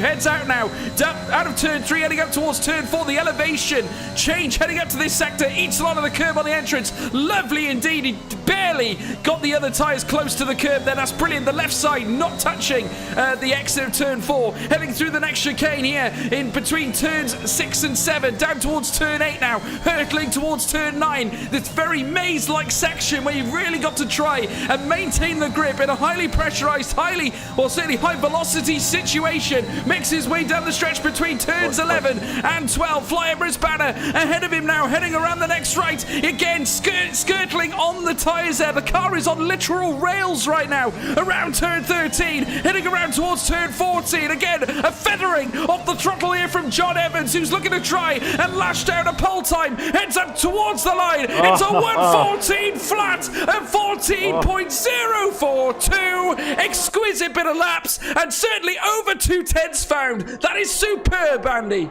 That's a fantastic lap from John Evans. There is one man out there that's also going quite quickly. That's Chana Kinchi. He made a bit of a mess of the penultimate corner, though. Let's see if he can do round the final turn. Can he at least put himself up into the front row? It could be quite the reach to get to John Evans. He might, though. It's a 14-1 for Chana Kinchi to go second quickest. Who else is going quickly out there? Andrew Stormeyer might be one to watch, but his first sector is nothing special. He only matches what he did first time round. Let's see if he can build it up through the middle part of the lap and find the time he needs to get ahead of John Evans and take pole position away. Yeah, big moment here for Andreas Dormeyer, now heading around the next right-hander again on the rails again, this time the Haas. And Perigny is also out on track 2, making his way around the loop section of turn 13, coming around turn 14. Now the Alpine looking to try and join his teammate Chana Kinchi. Can they make it an Alpine lockout? Simon Perigny across the line here for Alpine. P2 trumps his teammate. P2 and 3 for Alpine, and looking further down, Andreas Dormeyer can't improve. He's in P4. Lenny Papinta, he's on a slow lap. He can't improve. Primoz Miklovic making his way around. He's in the pit lane. He can't improve. Lewis Welch now making his way down towards the loop corner as well. Ruben Pedreño slightly further ahead, makes his way. He also jumps into the pit lane. He's not improving. Lewis Welch, though, looking to try and add a little bit of drama. This looks quick. Here comes the Padman up to P5. Can't be done. He cannot improve any higher than that, and he stays in P5 this time with, and that's all she wrote. Lenny Papinta won't improve. John Evans is on pole position, Andy. You called it, George, you called it. John Evans gets the pole position. What a late effort from the Alpine drivers, especially Simon Perigny, and he goes onto the front row and is just 100 shy of knocking John Evans off his perch. I didn't think we'd get into the 13s, but we got really close, and it's John Evans with that super lap that gets the job done and takes pole here. The Frenchman Simon Perigny very, very close, but Alpine looking strong. Yeah, John Evans in P1 for Red Bull. Great qualifying session for him. Simon Perigny and Chana Kinchi. The Alpine dream lives on here at WOR. Ps2 and 3 is what they get. Andreas Dormeyer, great effort as well. P4 for the Haas. Lewis Welch, maybe a little bit shallow, that effort towards the end. I think he would have wanted better, but P5, not a bad place to start. He will be joined by Lenny Papinta as well. Primoz Miklovic in P7 as well for Ferrari. Both Ferraris in the top 10 with Felipe Souza P8 and a double Williams bottom 10. Ruben Pedreño making his way up there as well, and Mr. Anker in behind him. But Andy, lots to talk about. Obviously, Hungaroring again, a huge surprise package. A lot of these drivers again trying to manage these corners, but they just can't seem to do it. It's so tough, certainly in a qualifying situation where you have to put everything down, as I con the phrase, pedal to the metal all day every day. But a lot of these drivers could not manage. I suppose it's tough to manage that sort of pace and then at the same time trying to execute out on track at the same time. Yeah, you're absolutely right. It is a real challenge, George, and we saw a few drivers getting knocked out really early on as well. Apparently not through their fault. Some of it was desync. Perhaps it was corner cuts as well early in the session that could have led to that. We are having a restart, by the way, so there will be a quick pause here while everyone restarts the game, and we get back into the lobby for the race, which we think will have rained. But yeah, what a great session, George, it has to be said. Really exciting stuff, so close at the front. I will say, Ruben Pedreño, he'll be quite disappointed with his lap. He never got a representative lap in Q3. Neither he or his teammate, Mr. Anker, did. They're 9th and 10th. And I'd like to have seen where Pedreño could have went into that mix as well, because it was so close. And well done to John Evans getting the job done, but very impressed by Simon Perigny, the Frenchman. He was very close to toppling him and surprising all of us. And Chana Kinchi quick again in qualifying. Can he finally convert it into a good result in the race? It looked like he was going to last week, but we never got the race, did we, Silverstone? Let's see if he can do it this week. Well, I have to say, he's one of the dark horses in the field. Very talented is young Chana Kinchi, and driving the Alpine, he looks like one to watch. And again, I tout him as a potential F1 esports driver in the future. He's got the talent. He just needs to nurture it, and he's always improving. You never ever see a terrible race from Chana Kinchi. He's always reliable, and he always likes to fight. He loves league racing. He performs in many different leagues. He loves to be a part of it, and certainly here at WOR, he loves it here as well. I'm looking forward to see what he can muster. Again, another driver that has battled and beaten the best as well. So I'd keep my eyes firmly set on Chana Kinchi and see what he does at the start, because he could be a real surprise package tonight. I gotta say, just keep an eye on him. He's gonna be very quick. John Evans, though, incredible finale in qualifying. P1 is what he mustered. getting so close to those 113 echelons. Are we seeing a rebirth here from HX4K? Is John Evans making a glorious comeback? Of course, he's been sitting in his woes a little bit over the last year or so, but ever since the new, I'm going to call it the new regulations, that tends to be what happens when a new update comes out. We see new aero packages, new tyre grips, new elements being brought into the cars. Is it a case now that the car package suits John Evans now, since that update? I think that's a question for John Evans, George, but I think all the evidence suggests that could well be the case. It could well be the case. I mean, we've seen in previous occasions with other drivers going the other way and just really hating a game and been nowhere near it all of a sudden for a couple of years and then coming back and then, whoa, he's back on form. So, yeah, it could well be that, George. It would appear to be a crazy coincidence if it wasn't that. So, certainly a question for him if we end up talking to him in interviews later, if we get any interviews, because that's been a really good question for him. But yeah, he's certainly looking really quick. You saw him in PSGL the other week at Silverstone, mixing it with some of the very, very, very best, and he's strong, and he was really strong. I mean, great job from him again today, getting the job done, putting it on the pole. But the field was stronger in PSGL, so that shows that it's not just because the field here isn't as strong as PSGL. He's shown that he can do it no matter who he's racing against. So yeah, it's good to see him bouncing back and looking a lot stronger. And maybe, George, you're absolutely right. Maybe it is that he's got used to the new game or the new regulations, however you want to call it. He's looking really good. I mean, I'm looking forward to seeing whether he can translate the success in qualifying into a race dynamic. I mean, I think he has the potential. He's got the pace. I think the only thing that potentially lets him down is his consistency. I think when you put it out onto a racetrack, you've got, and I hark back to it on frequent occasions, you've got your great qualifiers and you've got your great races. And we've argued this point right through this season. We argued the same about Cookie Games, if you remember, back in Suzuka, when he did manage to land that pole position lap time. An extraordinary time, may I add, just to say. He was absolutely... he was like a rocket ship around Suzuka, but you put him in a situation where it came to racing, and I feel that the pressure element gets involved, certainly to try, to be in a sense of being pressurized to perform in a racing element where you've got to do, say, 20 to 30 laps in a race environment, which can easily set your mind onto other things, and you lose concentration. One brush of the curb and you're gone. And especially looking at corners like turn 4, for instance, where it's so easy to get a penalty. I think we're going to be seeing a lot of penalties tonight. Certainly given the fact that turn 4 is the way it is. Not to mention when you come out into sector 2, heading into sector 3, it gets so tough because you could lose the car at any moment in time. Certainly heading out that chicane section, turns 8 and 9, I tell you what, you're going to be in for a very hard time if you try and whittle your way there full throttle. You need to have the art of being able to feather the throttle, I think, around a circuit such as this, and try and just coast the car as opposed to attacking every single corner. So certainly driver traits and certainly driver styles come into play, certainly at a track like Hungary. Yeah, you're absolutely right, George. No doubt about it. I mean, discipline is going to be key tonight. Make no mistake about it. It's a bit like the Canadas, the Australias, the fast chicane, the nature of the track, high speed corners. So in the middle sector especially, on the exit at turn 4, as you've touched on. So yeah, the drivers will need to be very, very careful and manage the race and not go over the top and just find that limit and get it right. And we might see some of the drivers with that little bit more experience telling, and that might give them the edge in the race. I mean, we spoke about Cookie previously. There was a guy that hadn't really raced in the top tier of WOR with all those people watching him, and maybe that kind of pressure got to him, being chased down by some top esports drivers, the likes of Alvaro Caraton. It was for the first time ever in that situation, and that might have been a case of pressure or just inexperience. I think John Evans though has got a lot more experience though than Cookie at this kind of level, so he's not really got the same excuse. So he really needs to try and start well this race today, get off the line well. He's got the lead at the start, and just put in a nice, composed, smooth race, not pick up the penalties, and hopefully try and get the victory. It won't be that easy though. It won't be that simple. It never is in WOR or in esports. But he's got a great opportunity around the track like this, and he's got the pace. So nothing less than a victory is what he can get. He has to win the race, otherwise I think he'll go home disappointed, George.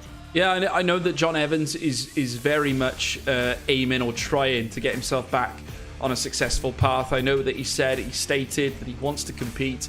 I go off the evidence that we've seen in PSGL fighting with the likes of Freddie Rasmussen. I mean, how he kept the Great Dane in behind him at Silverstone is beyond me. You have to be a defensive expert to try and keep Freddie Rasmussen away from you. I can't imagine anything more frightening than seeing that man behind you in a race situation. He is absolutely relentless, and we'll have to wait and see whether he can once again enforce those skills. I'm seeing a lot of messages saying, George, join please. I'm just currently seeing to see whether I've got an invite. I do have an invite now, so we're just waiting for the entrance into the game, folks. We're just having certainly a new lobby set up at this moment in time. Have you had one as well, Andy, yourself? Yeah, I'm in, mate. I'm in. You beat me to it. Okay, well done, you. Yeah, I beat to it. I didn't want to interrupt you in flow. I was gonna let you. I'm a chatterbox. I love to talk. I love to talk. I'm a chatterbox. It's my biggest Achilles heel. Terrible. You guys can say I talk too much at home as well, but no, honestly, it's just we can't help but analyse this race. It's extraordinary. What I love about it, George, is we're stalling for time, but it's us that's causing the stalling. Yeah, I know, absolutely. Yeah, usually this is tactical, but, obviously not this time. It goes against the grain of what we're meant to be doing, but never you mind. And again, we look back at our screens, and we have got, I think, is that wet weather, Andy? Yep, that is wet weather, George. It is raining here at the Hungaroring. We expected it. I'm looking outside the commentary box window. I came in with a brolly this morning expecting the rain, and it has arrived. And I would say that looks like intermediate tyres to me, George. I'm looking at the pit lane. It's difficult to tell from the pit lane, but it doesn't look like it's raining that heavily, George. So I would say intermediates at the start. We'll wait and see. Yeah, absolutely. I just want to say a big thank you as well to everybody in the live chat as well for tuning in tonight. Obviously, it's been an extraordinary season for WOR. We're certainly come here with the very first time on the PC. Very successful season, and we do really thank all of you. The admins here in WR put a lot of hard work and effort and time into making this league successful, and the very fact that you guys are tuning in at home as well, supporting league racing, is very, very heartwarming. We're just waiting for the drivers there to head out on the formation lap, and as they certainly do, any thoughts from yourself, Andy, heading into this race? I'm just looking forward to it, to see how the likes of Floris Veers come through from the back of the field as well. We've got all these points. It's been a long time since we spoke about him, because it was way back in Q1 when he got knocked out. See how he gets on, Luke Smith, and all these new drivers in the top tier for the first time. Can they take a great opportunity, George, and rise up towards the front and really make a name for themselves? But I'm really excited to see John Evans. Can he deliver? He's on the front row. He's got pole position on a track where it's difficult to overtake. Can he convert that into a victory and put together a really mature drive and put down a real statement in the world of WOR? That's got to be his target today. Yeah, absolutely. All the cars you can see by the graphics on your screen, folks. Intermediate tyres donned by every single driver on the circuit. Unfortunately, we've lost Mr. Anker and Adam Khan from the formation lap. They must have had a little issue. So that's the Williams of Mr. Anker, who currently sits in P10, and Adam Khan in the Red Bull. Now that is going to be a tricky scenario for them. They're right in the midst of it in midfield. Pit stop phase firmly expected between laps 17 and 23. I'd imagine they'll only take the one stop. There's no point doing a two stop, certainly in scenarios such as this. So firmly expect to be the first pit stops to be made around lap 17, unless they want to try an aggressive undercut, which we'll have to wait and see whether these drivers do opt for that. I know we see a lot of it in league racing. A lot of them say that the undercut can be OP as well. We'll have to wait and see whether that is the case. But obviously we're not aware of how long these conditions last for, Andy. It could be the case that maybe it dries up later on. We just don't know. Yeah, we'll have to wait and see what the conditions are and how it all pans out during the race. But certainly every driver, as you said, George, on the intermediate tyre. And if you watch the Grand Prix today, I mean, when there's a little bit of rain involved, anything can happen. And it brings out the best in Formula One. And the drama, I mean, that today was a bit like Interlagos 2008, wasn't it? It was incredible. Will we see something like that this afternoon? We'll have to wait and see. But in real life, with a lot of wet weather in Hungary in recent years, and it looks like it's following us onto the game as well. But they're all lining up on the grid, 35 laps ahead of the drivers in the damp conditions. Who will come out on top? We'll have to wait and see, folks. Please make sure you light up the live chat, folks. We want to hear from you. Who is winning the WOR Hungary? Well, certainly here at the Hungarian Grand Prix, here at the Hungaroring. We'll have to wait and see. But do post your comments in the live chat. We will read them out as soon as we get through the start phase of this race. They're all lining up ready for the lights, and we'll be bringing you all the action. The only action you want to see every Sunday night here at WOR. First light, second light, third light, fourth light, the fifth light. And it's pedal to the metal. Go, go, go, go, go, go, go. And John Evans immediately from the get-go gets away, but so does Simon Perigny as well, who slips in the slipstream there of Johnny Evans. Goes for an outside line. Huge switch back there from Simon Perigny, but he's not going to find the momentum, I don't think, going out as wide as that. But he does get a lovely exit. Simon Perigny goes up into P1, going wheel to wheel now with Johnny Evans, who takes the outside line, heading into turn 2. Very shortly around turn 3, going wide there, I think, was Ruben Pedreño, Chanakinchi as well, trying to hold on to the car, but still wheel to wheel in between Simon Perigny and Johnny Evans. But Perigny goes in front. Simon Perigny, what a start, Andy. He leads the Hungarian Grand Prix. Great start for one Alpine, not the other. Chanakinchi's lost 3 places at the start of this Grand Prix, and Pritish Chapidi has dropped all the way to the very back. Not too sure why, but we've got yellow flags waving, but it's a great start from Simon Perigny in the Alpine. The Frenchman has the lead with John Evans down to second. Great start from Louis Welch, the pad god, up into third place. What a start to this race. Yeah, it's very, very good, very promising, certainly given the fact that we've got wet weather here today, but what a start nevertheless. Simon Perigny not messing around, 8.5 tenths of a second, the delta gap. He's trying to pull away from John Evans, who I'm sure is not going to have any of it. He's still currently in the slipstream, plenty to offer there, but Andreas Dormeyer with a very, very good start, currently stuck in behind Lewis Welch, and he's given the Ferrari driver lots to think about in this early phase. Primoz Miklovic there too. We just seen a Jan Style as well making his way up into P10. We've lost Ruben Pedreño as well. Big horror scenes there for the Williams team as Ruben Pedreño goes out of the race. What a start for Floris Viers though as he makes his way up into P11. Oh, Floris! Wowee, that was brave. It was bold, but was it brilliant? You know, exits his way out now, still in P11, but no, Jan Style trying to put certainly try and put him away, at least for this moment in time. They're still wheel to wheel now as they come through turn 3. Now very shortly up towards turn 4, but Jan Style holds it back. But how about that? A brave move from Floris Viers. Chucked it up the inside at turn 1. Oh, now he's going to stick by with Tom Martinez at the top of the hill through turn 4. Floris Viers with the elbows out in attack and in defence at the start of this Grand Prix. Martinez all over the back of him, but he maintains that 11th place at the moment. But that's vintage Floris Viers. We always see him getting the elbows out.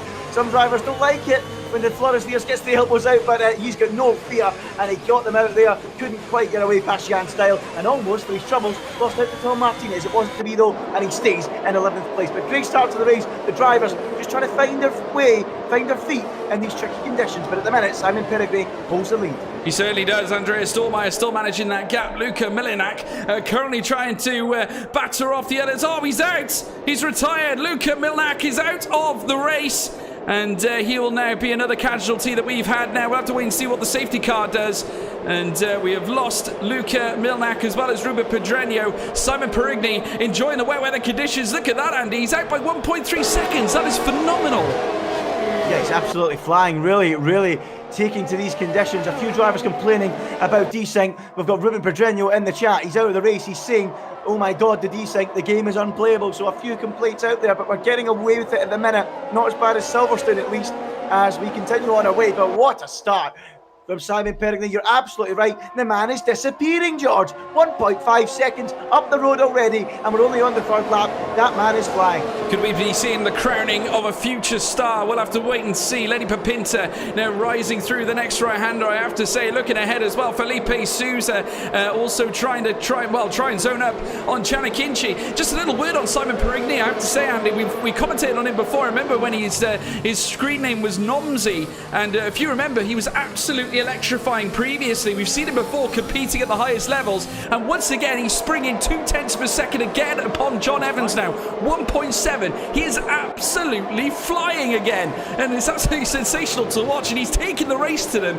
I tell you what, he could have this race won from the early goings. Yeah, it's outrageous pace. I mean, it really is eyebrow raising stuff from Simon Perigny. We're only about to start the 4th lap, and he's built the gap up to nearly 2 seconds. He's leaving John Evans for dust. We all spoke about how John Evans was going to try and stamp his authority on this race, but it's the man that started in the front row with him who's doing so, and he's absolutely flying. As we go further down the field, Lenny Papinta is lining up a move on Philippe Souza at the top one. Had a little look, but couldn't quite find a way through. Just in front of that, Philippe Souza quite close to the back of Chanakinchi. Will he be able to make the move as he sweeps down towards turn 2? Doesn't look like it, and it stays as they were. But as Andreas Dormeyer holding them all up a bit, George, certainly looks like it. Quite the train of cars gathering there, a bit like George Russell in the early stages of the Grand Prix today. Yeah, absolutely. Primoz Mikhlovic having a little look on him this time. Currently in P5, 0.2 of a second is all the gap that exists there. And that Ferrari's having a little think. He's having a look, and certainly Andreas Dormer may be finding things maybe a little tricky.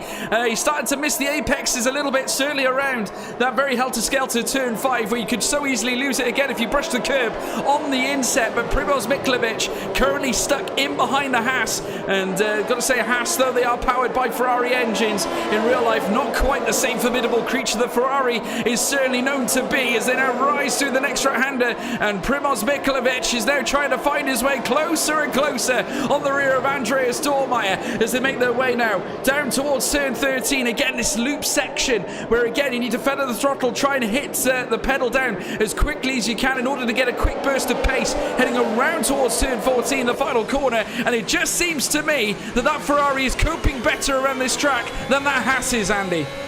Yeah, no doubt about it. Dormeyer, a bit like John Evans, struggling in the early stages of this Grand Prix.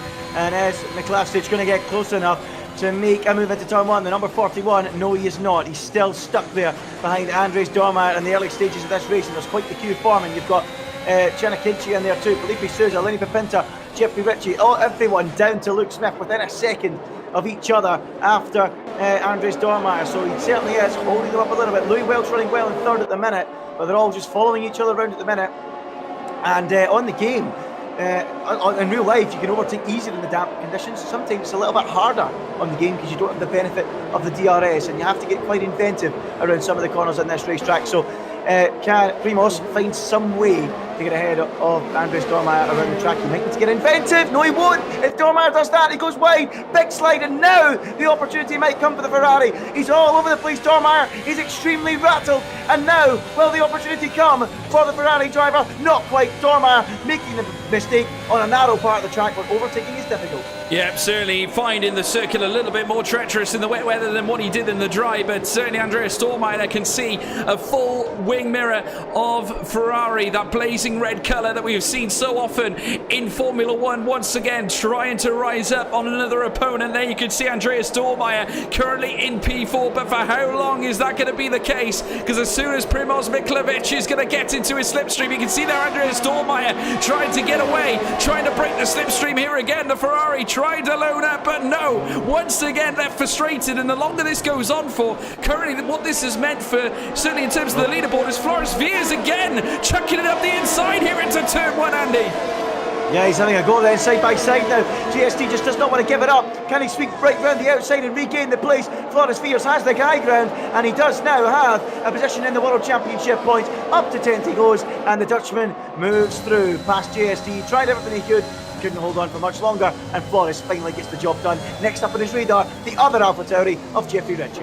Yeah, did twitch a little bit though heading out of turn 4. They're going to say that is expected because they do send it quite quick into that bend, and it's a very, very quick bend as well. You've got to take a lot of the curb on the inset in order to try and stop your car from going over the lines, should we say, on the exit of turn 4. But we'll have to wait and see how well these drivers can handle it. Certainly in the wet weather so far, they've done a very, very good job. But Chanakinchi now, he himself looking on Primoz Mikhlovic, who in fact, I think he must have had an error, Andy, because he's dropped back by over a second away from Andreas Dormeyer. That's extraordinary.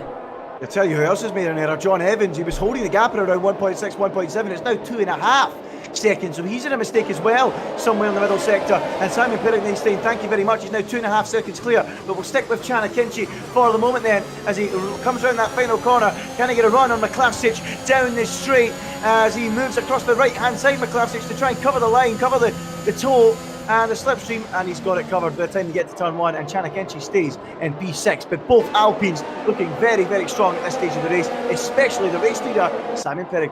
Certainly is. Another man who's trying to loan up as well is Tom Martinez, who's currently in P12, currently stuck in behind Jan Stahl. You've got to give Tom Martinez a little bit of credit. He's made his way further up the field, and I have to say, if you look at the places gained, Tom Martinez gaining 3. The biggest mover though, Floris Viers, a massive 8 positions gained, Andy, from the start of this race. Saw himself in P18 after qualifying. He's now up into P10, loving life, and if he can keep this up, he'll be in with a great chance of a good result in this race. Currently points are on the offering here for the Mercedes driver. Let's see if he can pull that off. Naturally, though, I think his battle is lost, certainly if you want to think about winning this race, because Simon Perigny loving it at the top end. 2.7 seconds the gap. That is a mammoth of a time gained in the first 7 laps.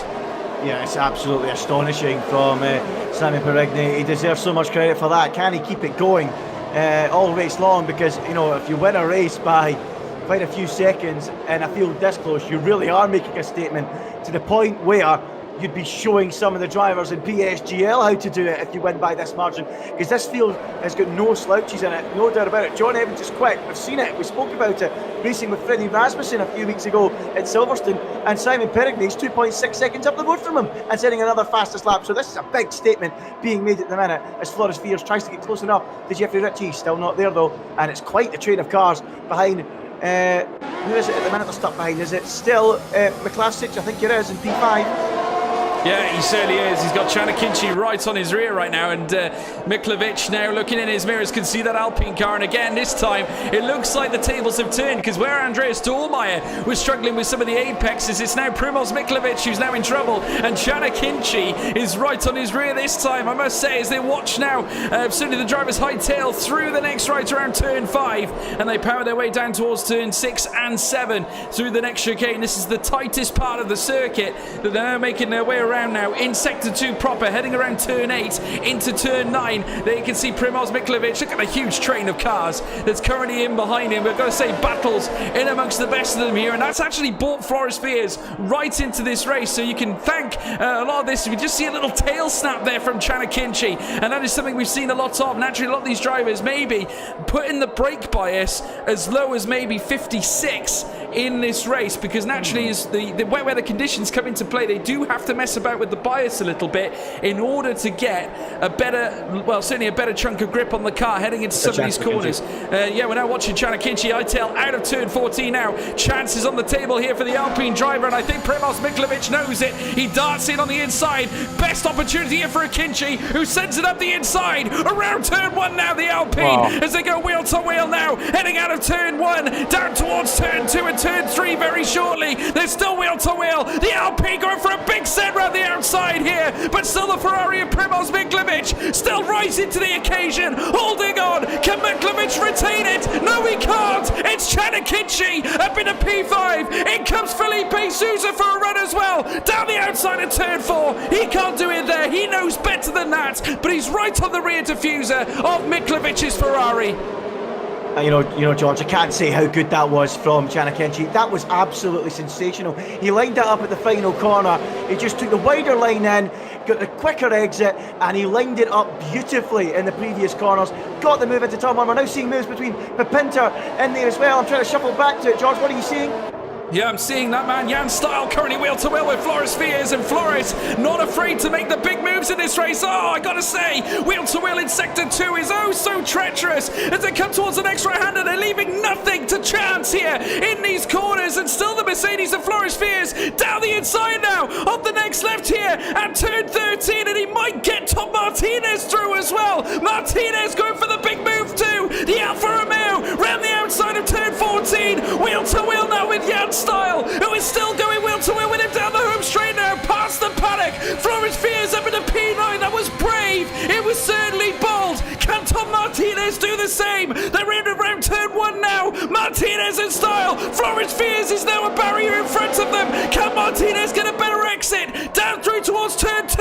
And then very shortly they're going to be running tight to this curb now. And certainly Martinez is still there. Floris Fiers now 3 wide heading around turn 3. Martinez up in a P10. Exquisite stuff, Andy.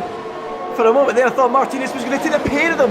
Floris Fiers was really wide, GST was really wide. Tom Martinez inside line, tucking in like his favourite granny, and almost passed both of them there. But good moves nonetheless from Tom. Gets himself up into 10th place. Some great racing here. Look at this. Luke Smith up the inside now on Mr. Anchor. They're side by side, squeezed out there onto the curb, and Luke Smith will have to try once again. wild stuff. And what else is going on? Is that Felipe Souza involved? Yeah, we lost Primoz Mikljevic. He got so tight around turn 6 and 7 of the chicane, and we've spoken about Mikljevic struggling with the corners a little bit. He lost the apex, lost the rear of the car. He slowed it up a little bit too much. Felipe Souza caught him in the rear. He just could not break in time and just nudged him in the rear ever so slightly. I think Souza got away with it. No damage on that McLaren, but it sent Primoz Mikljevic to a little bit of a spin, and now he's at the tail end of the field that is still running, Andy. I just want to go back to that move from Chanakinchi a few laps ago now, George. I have to say, he set it up beautifully in that last corner. Got the perfect slipstream, the perfect run out of there, and then launched it up the inside. It was brave, it was bold, locked the fronts, and pulled off a brilliant move. But I've got to say, Andres Dormeyer now reeling in Louis Wells. He was looking a bit slippery, struggling a little bit in the early laps. Now he's flying. Yeah, Luke Smith also trying to make moves too. He's trying to make a move around Mr. Anker, heading around turn 1. And Luke Smith, we've spoken about him before, obviously. He's got some good pedigree when it comes to league racing. He's done it before. He's been there, done it, got the t-shirt. But I have to say, trying to fight there against Mr. Anker. Mr. Anker doing extremely well not to get too roped into that turn 1 move from Luke Smith, doing exceptionally well to defend. We're now seeing the gap start to string out a little bit more now as Andreas Dormeyer picks up a penalty. I get the feeling that he's pushing Andy because he's trying to bring that gap down between him and Lewis Welch. Yeah, I think he's getting a little bit frustrated, a little bit ragged, because he knows he's a lot quicker than Louis Welch at this stage of the Grand Prix, and he's pushing his luck a little bit too much. It's so difficult to get close in these damp conditions, and what he really needs to do is do what Chanakinchi did and set it up a few corners previously and then go for the move, but it's just not happening for Dormeyer at the minute. He's stuck in 4th place. Meanwhile, out front, 3.3 seconds. Simon Perigny is really stating a claim here, and this is a fantastic performance so far. Lap 12 out of 35. He leads from John Evans, Louis Welch and Andres Dormeyer with Chanakinchi on the march. Yeah, just quickly to note as well, utilising the rear tyres, Simon Perigny is saving a lot more than what Johnny Evans is. Now, that could be down to the setup. So Simon Perigny has got a lot more life in the rear wheel, so he might find traction a little bit better on the Alpine. So he's really doing exceptionally well in this race. Not only is he fastest on track, but he's also managing the tyres. Amazing stuff. That's the sort of thing you'd expect to see from someone like Lewis Hamilton, for that example. So Simon Perigny, a masterstroke in this race currently. 3 seconds, the gap between him and John Evans. And we are getting word in the live chat, possible drying up here, Andy?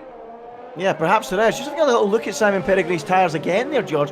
Certainly better on the rears, but worse on the fronts. Up at 38% on that left front, compared to John Evans on 35 on that left front. 34 on the right front. John Evans 31 on the right front. So 3% worse off than John on the front. So perhaps he will get some understeer. He might not get some oversteer though. So certainly something in the setups. We'll have to wait and see. But it is certainly looking like it might be drying up. Yeah, certainly is. We'll have to wait and see what that does to the strategy. But naturally now we've already seen some big moves being made in amongst this field. Andreas Dormeyer once again getting close and tight on the rear of Lewis Welch and that Ferrari. And these two have seen racing action between each other on various occasions. Andreas Dormeyer himself, though, wouldn't mind to take a big chunk out of that man. Lewis Welch certainly on the pad, who immediately tries to break the slipstream. We see it so constantly in this race, dipping into the stand side in order to try and avoid the big moves. A late break again. Floris Villa sets the fastest time of this race session now and starts to get closer on the rear of Felipe Souza. We know how he likes to make the big dives into turn 1. Doesn't do it this time, but he is so close there. They're all queued up behind Jeffrey Ritchie right now.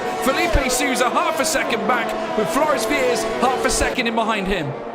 Yeah, it's all happening in this race, isn't it? I've got to say, Louis Welch was watching him there as he was battling with Dormeyer down that start-finish straight. Clever driving from Welch, tucked into the inside, made sure he got in the throttle nice and early. Dormeyer was even tighter, but there was no way he was going to be able to get that move done down the straight. So Louis Welch covering that one off well. But you're absolutely right. We need to keep an eye on Floris Villas, who's absolutely flying out there at the minute. And he and Felipe Souza are cruising onto the back of Jeffrey Ritchie and will probably fancy making inroads on that 6th place pretty soon as well. Jeffrey Ritchie 2.5 seconds behind Chanakinchi, so these two will really want to get into that group as things stand. Let's see if Dormeyer can get close enough to Louis Welch for a run on this lap. Probably not, would be my guess. It's so tough to make a move. It certainly is. Around Hungaroring, like we keep on saying, it's so tight. Certainly around Sector 2, probably the widest part of the circuit, Andy, is probably Sector 1, heading down the straight into Turn 1, and then into Turn 2, Turn 3, leading up towards Turn 4, and that is where it starts to get very, very tight. We're now watching Flores Fiers again. Now 0.2 of a second, just over that, in fact, making his way down the paddock straight. Opens up the door here, potentially on Felipe Souza as they make their way down towards turn 1. Is there going to be a move made here? This time by the Mercedes. Gets so close to the rear of the McLaren and finds a way to tuck the car on the inside. Oh, that is exquisite. A bit of bullying heading around turn 1. Hard racing, but Felipe Souza had no answer, Andy. What a move by Flores Fiers. Too hard for me, George. Too hard for me. He gave him a knock in the rear, compromised him. Nothing wrong with the squeeze on the exit, but for me, he gave him a little knock in the rear. But they're saying it was actually a desync in the chat between Felipe and Flores, so we'll let him off with it in the end. So he's bullied his way through, I suppose you could say, up into 7th place and ahead of Felipe Souza. But he really does like to go for the spectacular Flores Fiers, and he's got the job done ahead of Felipe Souza. But yeah, a little knock in the rear into turn 1 that compromised Felipe Souza, has to be said, but it might be desyncing. If it is, I suppose there's not much you can do about it, is there? No, that's the wonders of technicality, certainly when it comes to racing. But Flores Fiers now up into P7, and I have to say, give him credit, 11 places gained, so not bad at all. Currently lying up in P7, as we said, and trying to chase on Jeffrey Ritchie's within a second on the AlphaTauri. But still a long way to go. Lap 14 of 34. Now lap 15, in fact. We're still just behind the halfway mark. Simon Perigny, who's currently strolling ahead at this point of this race. Currently in behind, you can see John Evans, 3.5 seconds. The delta. Lewis Welch in behind too, 4.6 seconds. And there is Flores Fiers now trying to tank down towards turn 1. He is gaining time on Jeffrey Ritchie here. I'd firmly expect Flores, the Dutchman, to be right on the rear of that AlphaTauri very soon here, Andy. Yeah, he's definitely the man in the move, no doubt about it. The Dutchman does not hang about. He goes for moves whenever there's an opportunity to do so, and it's served him well so far, up 11 places from his starting position, and he'll want to clear Jeffrey Ritchie as quick as he can and get up to that front 5 and maybe start attacking the likes of Chanakinci and Andres Dormeyer, who at the minute I think are being held up, especially Dormeyer behind Louis Welch, who's 5 seconds off the back of John Evans at the minute. So Flores Fiers knows how important it is to clear these cars quickly, and it will give him a chance of a strong result towards the end of this Grand Prix. But he is, no doubt about it, George, the man in the move, up 11 places more than anyone else so far. Tom Martinez, he's up 6, Luke Smith's up 5, Gareth Higgins up 3. They are all the big gainers. Jeffrey Ritchie himself up 7 as well, so a few movers out there.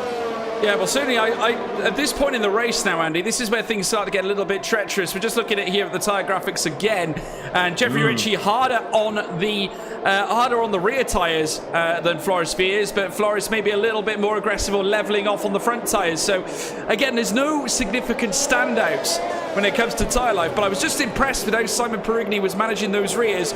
Flores Fiers, though, gaining all sorts of time in the final sector, has now brought it down to just over 0.4 of a second on Jeffrey Ritchie, heading down towards turn 1 this time.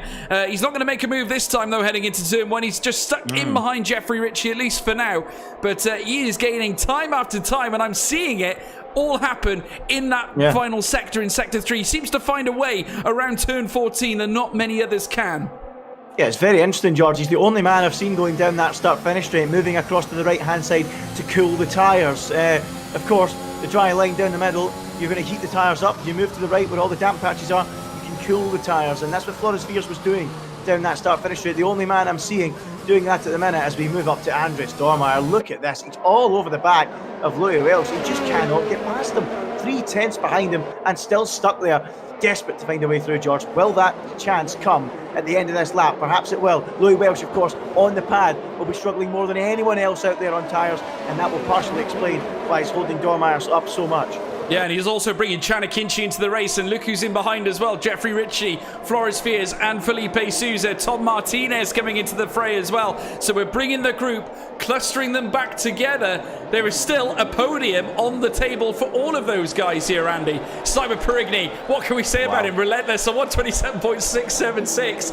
He just does not stop. An exquisite race so far from Simon Perigny. Well managed at this moment in time. There we can see Andreas Dormeyer, though, right on the rear, currently trying to find a way through on Lewis Welch. He will stay behind, at least for the time being. Action going on in behind, though. Flores Fiers currently hunting all over the rear of Jeffrey Ritchie. Felipe Souza, though, he's been brought right up into the fray, along with Tom Martinez, who is a half a second back from Felipe Souza. I tell you what, it's not done yet, Andy. Lots of potential on the table for these drivers to fight for a P3 spot. Yeah, there's quite a fight going to happen here for a podium spot. It's going to be anybody's guess to see who'll get it as Floris Figures picks up a 3-second time penalty, perhaps pushing his luck just a little bit too much out there, because he's really been taking the race to everyone, and he's just pushed that little bit too hard and picked up a 3-second time penalty. But yes, this podium position is up for grabs for anyone from around third down to maybe even 9. In the form of Tom Martinez. If he keeps his nose clean, we know he's experienced. Don't expect him to get a penalty at any point, so it could fall into his hands later on. We'll have to wait and see. But Tom getting really frustrated behind Louis Welch now. Yeah, absolutely. Pit stop phase now should come into fruition very, very shortly. We're on lap 17 of 35, folks. The midway part of this race. Primoz Mikhlovic now picks up a time penalty himself. 3 seconds applied to his delta. DRS has actually been enabled, Andy. Big news. DRS enabled in the session. It's drying up. So these drivers now... Big moment. Big moment. Felipe Souza and Floris Figures. Sorry, we're cutting across you there. Floris Figures with a big slide, and they're now going side by side, George, through the final corner. Floris Figures has the high ground, but Felipe Souza is right there. Figures gets on the curb, and Souza will pull alongside and move through to take that place away. And Veers made the mistake. Souza goes through, but Veers ain't giving it up. He's going to try and go back round the outside on Felipe Souza. There's no way through, and Souza gets it done.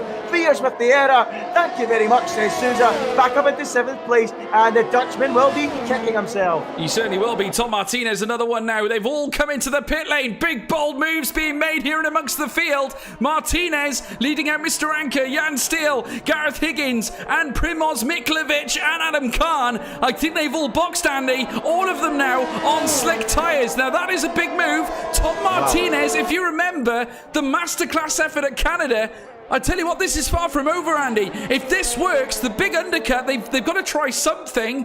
This could really pay off for them right now. Yeah, keep an eye on that gap then, folks, on your screen. Pritish Chapide to Tom Martinez. It's showing up at 13.2 at the minute and going down. It's right on the crossover point, but that's going to be our reference to see what tyre you should be on. But I would say it's looking like the medium tyres, but it's not a massive change. Will Tom Martinez be able to get many places? Look at that, down to 12.1 now, 11.9. Quite clearly, he's on the right tyre. British is not. Tom might be able to get onto the podium right away here, George, with that early pit stop. Simon Perigny now fitting a set of medium tyres on. Now, where is Martinez? They're all boxing. Where is Tom Martinez right now? Heading around the next left-hander. Very shortly be coming around the final corner. This is going to be very, very tight. Is it enough? That is the question. Lewis Welch out and about. Heading around the final corner now, Tom Martinez. Let's keep our eyes peeled, folks. This is a huge effort from the Alfa Romeo. It's got to be done now rather than later as he makes his way down the stretch. He's past Trapini, past Fears, past Smith, coming down past Souza as well, in towards turn 1. He's got Chanakichi ahead of him. Massive gains by Martinez, extraordinary. It did work to a degree, and he's right in behind Jeffrey Ritchie and Chanakichi. Brilliant stuff here from Tom Martinez. Yeah, we might have a safety car. We do have a safety car. McLavsic crashed on the pit straight. He's out of the race. And we now have a safety car right now. And John Evans is still out there on inters. And we'll have to go back to the pits with the safety car out. That might just save him, you know. That might just save him. In fact, it might even hand him the lead. It could well do. If he boxes now, this is going to be absolutely vital. You can see the gap in between him and Perigny. Currently sits in at 17.3 seconds. The delta is what they're going to have to follow. Perigny's going to be a stranded duck there in the middle of an ocean. We're just watching John Evans now coming around the next right-hander. This is absolutely exceptional. A well-planned effort there. And certainly, John Evans sticking out has been the precursor to all this development. Safety car out here in lap 19 of 35. Perigny down into P2. All that effort to garner him a result here as we watch Perigny come around the final corner, around turn 14. Now the question is, can he hold on? Where's John Evans? He's making his way down the pit straight. He might have it here very, very easily as they make their way down the straight still. Here comes Perigny. On the pit exit is John Evans. It's going to be tight into turn 1. Evans now, wheel to wheel. Whose is it going to be? Is they in around turn 1? Safety car's out. There is the car. There's the Aston Martin. Perigny's on top here. Perigny's on top. That was so close on the edge of the pit lane. I've never seen anything like it. It was like racing under safety car. Unbelievable. And I think that is the fairest result, isn't it? Simon Perigny, he was incredible in the first stint and almost lost his lead, but I think that's the right thing that's happened. I think that's quite fair that he's held on to that lead. But John Evans was quicker in the dry in qualifying. So as a neutral, George, it might lead to some interesting battling between these two later on in this Grand Prix. But what a first stint from Simon Perigny, and I'm glad that he holds on to his lead because I think he deserves to. Yeah, absolutely. Lap 20 of 35, 15 laps remain in this race, and what a no better time, really, if you're going to have a safety car. Obviously, we don't like seeing DNFs in racing, but a safety car to bring the field back together, fresh, slick tyres on a dry track. Wow, I tell you what, this is going to be a corker. Flores Fears, though, a 5-second penalty for a severe collision. I'm not sure who it was. I think it was with Gareth Higgins or was it with Felipe Souza? I just missed that right in towards the end. All I know is that he's picked up a major time penalty. He's now got 8 seconds applied to his delta. So not a good ending for Flores Fears. Again, Mercedes struggling, Andy, not having a good day. Well, certainly a good day at the races today. Yeah, so it was a 5-second penalty for a collision with Felipe Souza, is what it said. So not too sure what happened there, but it's going from bad to worse for him. Time penalties galore for Flores Fears. He's down in 13th place now, but we have a complete reset. The safety car coming out right at the crossover point, and we've had 20 laps under damp conditions, and we're now going to have 15 racing laps, or roughly 15. In dry conditions. Can Simon Perigny complete the job after what was an exceptional first stint? A complete reset now. He's lost that advantage he had in the wet conditions, and now John Evans is going to be all over him. Can he hold him off? What a finale this is going to be. I tell you what now, Andy, this is the perfect setup now. Lap 21 of 35, 14 laps left now. Obviously, we're still under the safety car. We could yet get another lap under the safety car.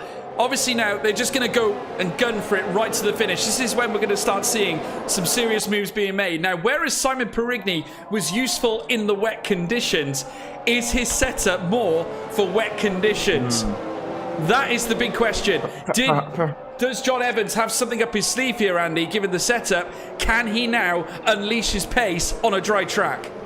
Perhaps he did have a setup more for the wet conditions, but that makes his qualifying lap all the more special, Simon Perigny's, doesn't it? Because he was only 100th away from taking the pole position away. So, you know, was it just raw pace in the wet, or was his qualifying lap absolutely sensational? I'm not too sure, but wow, what a situation we have here. You might be right, John Evans might have the advantage in the dry conditions. We'll have to wait and see how it pans out, but we've got 14 laps to go. And will the safety car come in this lap? We're going through the timing beam now. Yes, it will. We're about to get underway and racing again. What about Andrew Stormare? What about Louis Welch? Can any of them challenge these two at the front? Simon Perigny controlled it in the first stint. Will he control it in the second with the change of weather conditions? We're about to find out, George. Yeah, absolutely. They're all just warming up the tyres, coming around now, 2 and 13 yet again. And the track looks very nice and dry now in comparison to where it was at the start of this race. Simon Perigny now leading them round the final corner here on lap 21 of 35. Lap 22 will commence without the safety car, and it's pedal to the metal for the second time in this Grand Prix. Simon Perigny leads them down towards turn 1. Look at Johnny Evans in behind now as well. You can see there Tom Martinez already going for the throw round the outside of Chanakinchi into turn 1. The Alpine being left no sleep, little to no sleep, as Tom Martinez in the Alfa Romeo ducking down undercover into the next left-hander, heading around turn 2, down towards turn 3. Is it a Martinez masterclass? It certainly is. Tom Martinez up now into P6. What a restart, Andy. First class from Martinez, top drawer stuff, gets the move done, round the outside at 1, inside for 2, job done. Tom Martinez through he goes up into 6th position, and that was beautiful. A bit of experience showing there, getting the tyres up to temperature, waiting to pounce, and dead, and he's up to 6th place, and he will fancy his chances. If a few more drivers can pick up penalties ahead, he could be up for another good result in our next bag in terms of weather conditions in a race. Brilliant situation. Absolutely, no, you're absolutely right. Looking further down as well, a little mistake there from Jan Styles. Now he's, oh boy, blimey, Luke Smith left it so late heading around turn 12, and it made him run off the circuit. And Floris Viers now up into P11, right in behind Jan Styles, who did not get the best of getaways. He's now locked in behind now of Mr. Anker, but also in behind him is Floris Viers. We know all about him as they now make their way down the straight now. Jan Styles still there, but in behind him, just look at Floris Viers now. Obstacle on the inside, another late break into turn 1 from Floris Viers. The Dutchman relentless here at the restart. Lap 23 off 35. He can't hold on, and it's left him open. Wheel tapping in between him and Luke Smith as they work their way around turn 3. Oh no! Oh, big crash! Big crash there. I get the feeling a little bit of desync was involved there, Andy, but they're off the circuit. That is Jan Styles and Luke Smith off the circuit. Yeah, disaster for those two. Their chances of a good result gone. 3-1 doesn't go. Perhaps a little bit of desync will give them the benefit of the doubt, but it just got a little bit messy, a little bit too racy with any potential desync situations. You're not going to get away with it, and round they went and into the wall, and their chance of a good strong result is all but over. Simon Perigny, by the way, has opened the gap out above 1 second. What another fine performance this has been in the second half of this race. Just at the restart, when the whole race was reset, he's holding the gap at a second and doing a fine job. Tom Martinez, though, really on the move and right behind Jeffrey Ritchie now. This has been sensational from Martinez since the restart. It certainly has. He's right on the rear of the AlphaTauri. Simon Perigny shows that he's got it in the dry as well as the wet. Simon Perigny, fastest lap again. What can we say about this man? 1:18.158 is the current time. DRS now enabled, and we're going to be seeing the big moves made now here in this race. We have got ourselves a race, Andy. We have got a race. John Evans, he can utilise that DRS. This is far from over right now, and the Red Bull will be locking horns with the Alpine. How is Simon Perigny's defending? We'll soon see. Lewis Welch now on the tail of Andreas Dormeyer, who is outside of the DRS gap on Johnny Evans. So effectively, we've got a straight fist fight now for that P1 spot, but not to mention also a battle for that P3 spot with no less than, well, pretty much all the cars leading up towards P13, because we've got 14 cars on the track. Jan Styles is 7 seconds behind Gareth Higgins, but if you look ahead, everyone is within that second gap, leading all the way up to Andreas Dormeyer, who's currently in P3. Plenty of opportunities for overtakes. Floris Viers again looking for another move. 13 seconds of time penalties, though. The track has not been his friend today, Andy. No, it has not been his friend. The qualifying has just led to the whole race unravelling for him. As what have you seen? Again, another incident. Floris Viers a tap in the rear. He certainly has a desync issue. I don't think he's seeing the cars on the circuit. The car is just barraging them out the way. And Mr. Anker, unfortunately, as a result, is down to P10 on our screens. Now, we're not sure whether this is right, but we'll have to wait and see, folks. We're just watching now Floris head down towards turn 1. Ahead, though, you can see that Tom Martinez, who's still very much racing the car ahead, half a second the gap between him and Jeffrey Ritchie. But I'd say it's all coming together now here at lap 25. Yeah, look at John Evans, he's reeling him in. Fastest lap of the race there at the end of lap 24, and back within half a second of Simon Perigny. So, you know, maybe he was just biding his time, getting the tyres up to the optimal window, and now he's beginning to launch an attack on the Alpine driver. Let's see then, 10 laps to go. John Evans, big slide there as he made his way through that chicane, nearly losing the rear, but what he has lost is 2 or 3 tenths and a bit of that forward momentum that he was starting to put on Perigny. He was starting to really pressure him, but so far the Alpine is up to the task. But no doubt about it, John Evans is certainly showing pace, and he has got fight, and he can still win this race. Yeah, he certainly can. John Evans now right in behind Simon Perigny. He's reeling in that delta time, and while the DRS still remains active, it's going to be John Evans's, certainly his best friend to try and get himself up there fighting with the Alpine. Simon Perigny's got a lot to do now. He's got a battle on his hands, not a battle that he had early on. Of course, managed it so well in the wet, but John Evans now can unleash the DRS, utilize the technology, the rear wing technology, and get as close as he can to the Alpine, effectively opening up the door for a potential overtake for that P1 spot. Let's keep an eye on it, folks, as now we're watching Simon Perigny down through turn 1, and he's already slashed the time here, Andy. He is showing so much pace here in lap 26. Yeah, he's absolutely flying. It's looking very, very interesting. This is going to be a titanic fight for the victory at the front of this field between Simon Perigny and John Evans. It's going to go the distance. Can Simon deal with the pressure that's being mounted on him by the charging bull? 9 laps to go. John Evans is laying down the gauntlet. Can Simon Perigny do what his Alpine counterpart and fellow Frenchman did in real life at the Hungaroring earlier in the year in Esteban Ocon when he won here under serious pressure from Sebastian Vettel? He soaked it all up. Can he do exactly the same thing with John Evans and the Red Bull on the charge? Contrasting things going on, very, very similar, and it's going to be very interesting. Can he hold him off? It's going to be really exciting. Yeah, it certainly is. DRS will become active again for John Evans. Look at Andreas Dormeyer, though. He's brought the time back in. He's within a second, so he's joining the party as well. In fact, setting a fastest lap of a 117.332. Tom Martinez making moves as well. Heading down the stretch, gets ahead there of Jeffrey Ritchie. Moves up into P5 as well. Tom Martinez on an absolute charge right now. He's got a mammoth to climb, though. 1.8 seconds back from Lewis Welch, but an amazing move nevertheless down the straight, getting ahead of the AlphaTauri, and that is how you do it, Andy. Tell you what, George, I fancy him for the podium. I really do. I think Tom Martinez can get on the podium here. He's very, very quick in a track where it's difficult to overtake. He's dispatched Chana Kinchi and Jeffrey Ritchie since the safety car. Next up for him, Louis Welch. And we know Louis Welch's tyres will not be in a good state near the end because he's on the pad and he could be vulnerable to the charging Tom Martinez. Dormeyer, as we know, has a penalty, so he's already a net fourth as it is. Great opportunity for Martinez to steal another brilliant result with a podium. He is flying. He certainly is. Johnny Evans is also flying as well, P2 currently, but managing that delta gap extremely well, trying to bring it down. Ideally needs to make a lot of time in Sector 3, needs to try and tee up a move down the home straight. It might be the case he's happy to sit in behind Perigny, maybe try and bring the force in the final couple of laps. I get the feeling he might be toying with him here as Flores Fiers jumps ahead there of Felipe Souza. The delta now beginning to cruise downwards as John Evans flies down towards Turn 1. Fastest lap this time for Flores Fiers as they head into Turn 1 now. Lewis Welch getting closer to Andreas Dormeyer as well. Tom Martinez losing time. He's lost around 0.2 of a second now. It's out to 2.2 seconds as we speak. Jeffrey Ritchie in behind him as well as we're now watching them hightail around the next right hander at Turn 3 up towards Turn 4. Simon Perigny looking in his mirrors can see a lot more cars now beginning to form up in behind. We could have a grandstand finish here at Hungary here.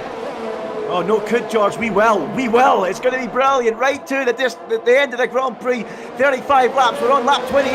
Can Simon Perigny hold on with the charging John Evans, Andres Dormeyer, and now Louis Welch joining the group. 4 cars all in a line, all at least 1 second apart, or just under 1 second apart from each other. Will anyone else join the back of the train before the end? And I've got to say, George, maybe we were right. Maybe you were right. Maybe Simon Perigny did go for that wet setup, and the safety car has wiped out his advantage, and now he's got 4 cars queuing up in a line to try and steal that victory away here in WOR, and the first of them is John Evans, who just cannot get close enough as they go on to lap 29. Yeah, Simon seems better in the corners. I'm not sure what it is, but it might be that just the fact that the downforce is maybe a little bit more on the Alpine. He's better in the corners. John Evans has got the straight line speed, but as we know about Hungary, there's not a lot of straight lines here at Hungary. There's not a lot of them at all. If you are better at cornering, Hungary is your track. Simon managing it absolutely superbly. I get the feeling that setup on that Alpine is dedicated more for cornering here, Andy. You know what, George? I think it's a very clever manoeuvre. I'm just having a think about it now. I mean, in the wet conditions, if you're in that wet setup and your car's so much quicker, you can make the move. And he did make that move early on. And when you've got the track position at Hungary, if you're fast in that final sector through those long left and right handers in the final sector and get a good exit off there, it's very difficult to overtake, even if you've got less straight line speed. So this is a very clever and well thought out manoeuvre from Simon Perigny to do that strategy. John Evans, despite having a quicker car in a straight line and some DRS, is going to have his work cut out to even get close enough to line the move up. As we've got a yellow flag in Sector 2, I think that is a McLaren off the road, and I think it's Gareth Higgins that's had a moment. But look, here we go, final corner, 7, 8 tenths. No one here close enough for John Evans to make that move. Simon Perigny has played this brilliantly. He certainly has. He's managing the race. He's managing the delta. He's not too fussed about John Evans sitting around that 7/10 of a second mark. He's happy for him to stick in behind because at the end of the day, he's bringing a tow and he's trying to make John Evans' life a misery, effectively bringing Andreas Andreas Dormeyer up there. There's a lot of sharks there swimming underneath here, Andy, looking to try and get into that P2 spot. Lewis Welch is now part of that as well. You can see there's a 4-car dance there up at the top end with Tom Martinez now going outwards as far as inwards. He's currently out into 2.7 seconds. Another 0.4 on top of where we saw him before. So not a good showing at this moment in time from Tom Martinez, but I do have to wonder whether maybe with all that fighting that he had to do to get above the likes of Chana Kinchi and Jeffrey Ritchie, he might have spent some of the effectiveness on those medium tyres. Perhaps it has, Josh, because I find it quite surprising. He was looking like the man on the march, wasn't he? And now he's starting to go backwards. Saying that now, though, he's brought it back into 2.3, so maybe a couple of scruffy laps. We'll have to wait and see.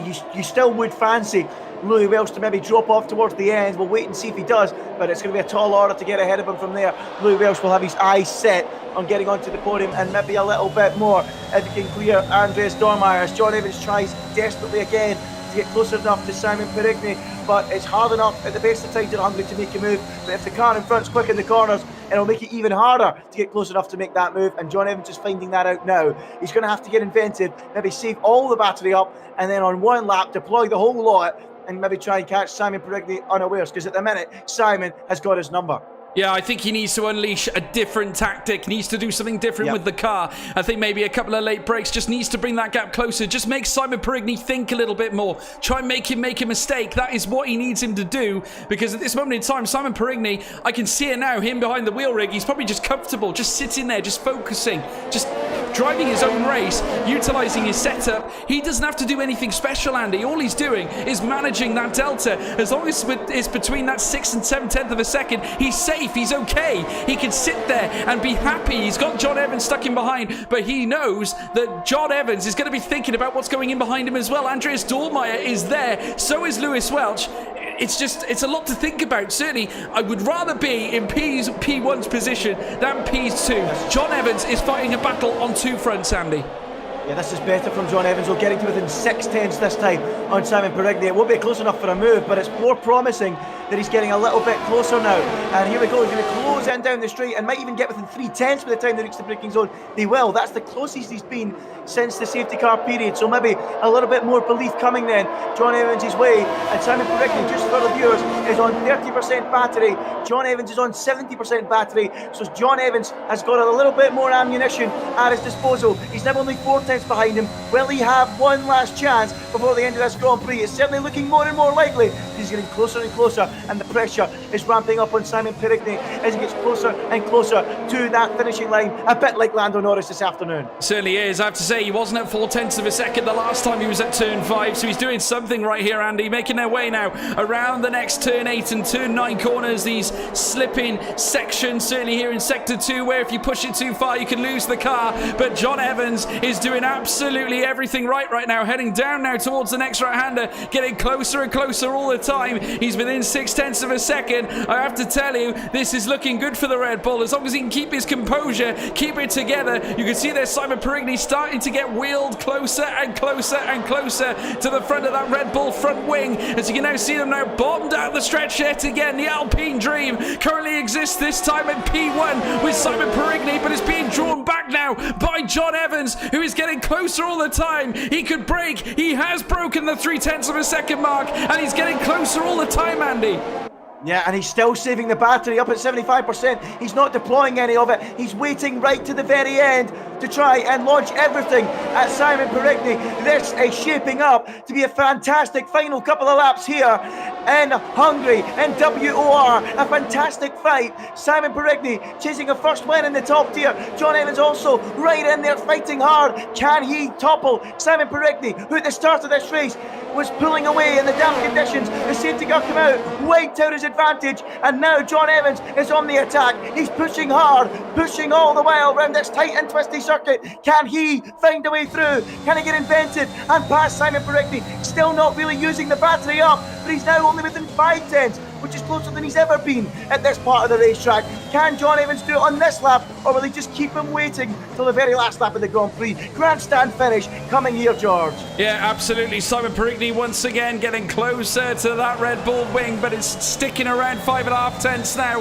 Heading down the stretch this time. DRS opens up. He's not using the overtake button. He's saving it, but gaining all the time. Has a little look down the inside, heading in towards turn 1. Just look at that. He's broken 0.2 of a second. Oh. John Evans wheeling in that Alpine steady by steady moment, making their way around turn 2, turn 3 very shortly. It could well be on the cards, Andy. We could be seeing that Red Bull touching P1 glory. Yeah, we might. I tell you what, John Evans did have a little dab of his ERS there. That's why he got so much closer down towards turn 1. However, crucially, Simon did not use any of his. He's got 30%. That might just be enough to hold off John Evans down the start-finish straight on the final lap. John Evans just hoping that Simon drains the battery. He might not have drained it enough. He's still got 35% to defend with. John is going to have to use everything he's got in that battery pack to get past. He certainly does. They're still literally hightailing through half a second. The deficit as it's remained in the last couple of laps. But Simon Perigny doing all he can to keep the relentless force of John Evans at bay. Definitely one of the most grandstand finishes we have seen here at the end of a WOR race. Certainly it's been very, very scintillating watching these strategies unfurl. But Simon Perigny, who's done this race, so's John Evans essentially here in the final lap. Now they go, and it's Simon Perigny. Will John Evans go for one more set? The overtake is on, and so is the DRS. This is a last minute set. No, he thought against it. He knew he couldn't do it. Heading around turn 1 now. He is still very much in the slipstream now. Heading down towards the next one at turn 2. He still can't find a way through, but still Simon Perigny knows that the Red Bull's on his tail. Needs to still try and defend against the position, but still John Evans left frustrated here, Andy.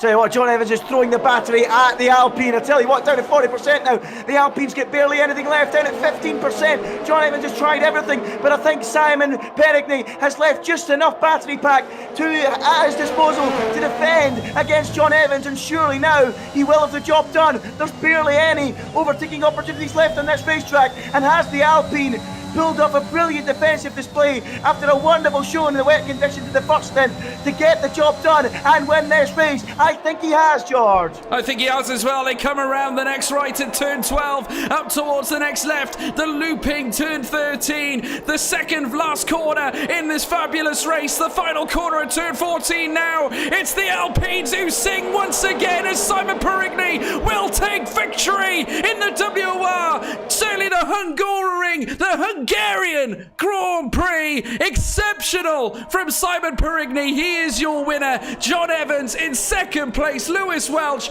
managing the race's end as well. Goes out of Andreas Dortmeyer on penalties to take P3. Tom Martinez, a definite hat tip for driver of the day, working his way up right up into P5. Felipe Souza in P7 behind Jeffrey Ritchie. Pritesh Chapini working his way back up into P8 as well. Chanakinchi, the other Alpine in P9. And what an exceptional race. Mr. Anchor P9, John Evans down in P10. We know that's not true, folks. Again, the game, I think, having a few funny moments with us. But wowee, Andy. A great race, nevertheless. But Simon Perigny, a masterstroke. He managed the race perfectly. Yeah, it was absolutely fantastic from Simon Perigny. And just like his fellow countryman Esteban Ocon, just like the Alpine team in real life, he wins at the Hungaroring. It's a really happy place for the Alpine team, and it's a great victory. Well managed, brilliant performance from what a drive from Simon Perigny. I mean, it was brilliant, George. It really is. He just got it right with this setup. We believe he had a wet setup. He got the lead at the start, built the gap up. It would have been enough to hold on and win the race without the safety car. The safety car made it harder for him with John Evans right behind him and what we think was a better setup. But around this track, if you're quick in the corners, especially that final sector, it's difficult to get close, and John Evans just could not get close enough, and Perigny did the job. Yep, Simon Perigny, there's the confirmation. He is your winner, folks. A well-managed race in the wet and the dry sends him into P1, and he takes victory here at the Hungaroring for the Hungarian Grand Prix here at WOR. Great victory indeed. Lewis Welch, in fact, third place, but it is going to be John Evans who takes P2. Lewis Welch in P3. Andreas Dormeyer, P4. Tom Martinez, P5. A great drive as well with Jeffrey Ritchie in P6. Felipe Souza in 7th place. Pranesh Chapini in P8. With Chanakinchi P9, Mr. Anker in P10 with Floris Viers in P11. Adam Khan sits in P12 with Jan Steele in P13. Gareth Higgins 14th. Luke Smith was also a DNF as well. These are in fact DNFs, folks. Gareth Higgins DNF. Luke Smith, Primoz Miklovic in P16 DNF, of course. Lenny Pepinta DNF'd. We also lost Neon Milanak and also Ruben Pedreño as well as one of the early exits. But where are we, Andy? Another great race here at the for the Hungarian Grand Prix. Again, we've seen a surprise finish. I don't think any of us really fancied Simon Perigny to pull it off, but he just seemed comfortable right from the get-go, landed it in the wet, did the same in the dry, just managed the race in his own parameter. That's what gave him the W on the day. Yeah, it was absolutely excellent stuff from Perigny. I just think it was really smart, George. Really, really smart if he did put a wet setup on, because first of all, the lap in qualifying, if he did, is absolutely incredible to get that close to John Evans. First of all, if it was a wet setup, got the lead at the start, he knew he had to do that because it's difficult to overtake. He got the lead, he built the gap, built that great cushion. The safety car went against him. He still, despite losing the 4-second lead, held on to the lead, and then throughout the rest of that race managed it beautifully. And that's probably what he was thinking. If you got the lead and then when it dried up, it won't be easy to get back through because it's quick in the corners. You won't get close enough. And John Evans in the end got close a couple of times, but nowhere near enough to make that move. And it was brilliantly executed from Simon Perigny, the young star, coming through in a really mature drive, expert performance. I'm very impressed, actually, George. Yeah, I'm definitely the same as well. I have to say, an excellent effort from Simon Perigny, and to go up against a sensational group of drivers as well. You know, none of these guys are muppets when it comes to racing on this game. You know, they're all experts in their own rights, former and current F1 esports talent as well. Lots of them signed to highbrow organizations too, so they're not short of quality. But Simon Perigny really giving us a taste of what we could expect from this young man. Naturally, could be a force to be reckoned with in the future. Who knows? And that is the beauty of league racing. We get to see so many new names tipple the top end. I have to say, I fancied my pick John Evans tonight. I thought he looked good. I honestly did. He was teed up. Potentially, I thought after the safety car, this is it. This is John Evans' race. He could tee it up. Just could not get closer. And once again, I hark back to my comments about the setup. I get the feeling there was something missing tonight for the Red Bull that meant that he couldn't make that crucial overtake. Yeah, I think that's absolutely right, George. But again, credit to Simon Perigny because he could have buckled under that pressure from John Evans. That was a great win for him in WOR. Pressure was on, had to deliver. We saw what happened to Cookie. His cookie crumbled when he was in the lead of a race. Not today, though. Very, very impressive from Simon Perigny. John threw everything at him, flung the battery at him in the last few laps, got very, very close, but couldn't get close enough for the move. And you know, again, hats off to Simon. Did not crack under the pressure. Didn't pick up a penalty. Didn't run wide anywhere on the racetrack to give John Evans that opportunity. Left him nothing. Absolutely nothing on the table. He was feeding off scraps, and all he was left with was a couple of risky moves if he fancied it up the inside at turn one. And in the end, he didn't go for it. Yeah, I have to say, if you look at that race now that we've just seen from Simon Perigny, what can we expect from this youngster now? I mean, obviously, we've seen that he's good in certainly in terms of his strategy, managed the race well, able to cope in varying conditions. Could he be now one of the big names? Because we saw him at Austria, and he was brilliant at Austria. He made some, truly stunning overtakes, obviously known as Nomsy back then. And I really believe that he could turn up the heat on this championship. I mean, you put him against Jake Benham or someone like that. He has got the pace. He has got the outright pace. And could we be seeing a change in the wins? Could we be seeing Simon Perigny now bringing himself to the forefront, essentially giving Jake Benham a hard time on the track? Look, George, it's early days. It is early days. At the end of the day, it's only been one race, one victory. But look, if you can drive at that pace, then no doubt about it, the potential's there. So that you can be one of the drivers at the top. But once you start doing it on a consistent basis, week in, week out, when he gets the chance to do it week in, week out, because I think it's fair we have to say that too, with esports drivers dropping out, of course, then yeah, I think it's absolutely possible, George. He's got all the hallmarks of a driver that can compete at the top. I mean, he was consistent in the race today. He didn't pick up penalties. He was fast in both conditions. So all those things together show that it was a really complete drive. He's got all the things you need. He was good under pressure as well. Pressure, consistent, no penalties, fast. Everything was ticked off today by him, and that's what makes it so impressive. And a bit of intelligence as well, with picking up the setup and going for the wet setup and executing it brilliantly in the race. So 10's all round as far as I'm concerned, and we'll have to wait and see. One race, but we'll see if he can carry it on through the rest of the season, because the opportunity will be there with the esports drivers dropping out. Yeah, certainly will be. Naturally now, the esports season is very much upon us now, folks, but I have to say I give you all credit for stopping by and giving your support to the World Online Racing PC broadcast. It's been nothing short of exquisite this season. We've brought in so many new talents to the forefront now of league racing, and that is absolutely brilliant. Coming up now, we've got the Belgian Grand Prix coming up next week, so that is one of my personal favourites. I look forward to that one, that's for sure. Certainly a favourite for many. Down in F1 Heritage is one of the greatest circuits on the calendar. Looking forward to seeing what kind of racing we're going to be seeing there. But nevertheless, we are currently now at the midway point in the championship, as far as we can see, obviously, unless some outside conditions come and step themselves in. But we'll have to wait and see where the season goes now. Obviously, Jake Bedham's still top in the championship, but because he didn't race tonight, it could bring a few new names closer and closer to the top. Simon Perigne now marking his points card right now, again with a victory this time. So we'll have to wait and see what will his season bring.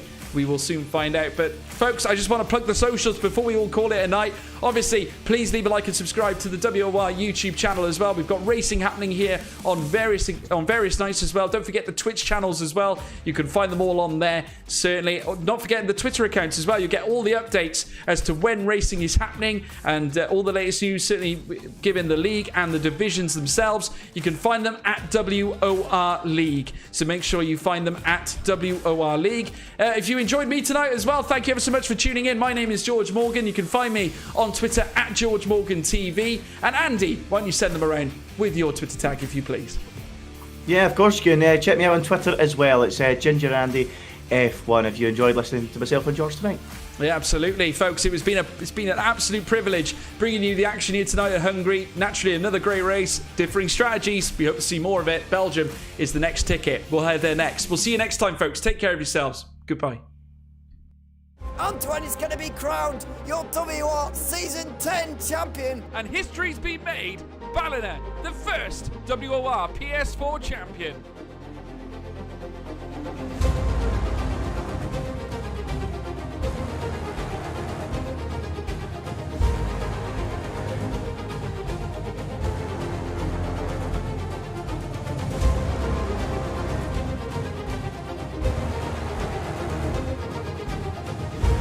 What a championship!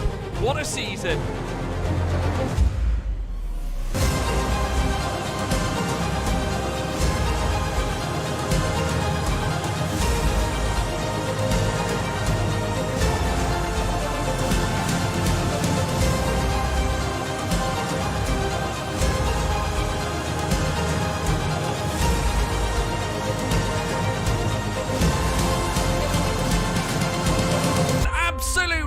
Phenomenal!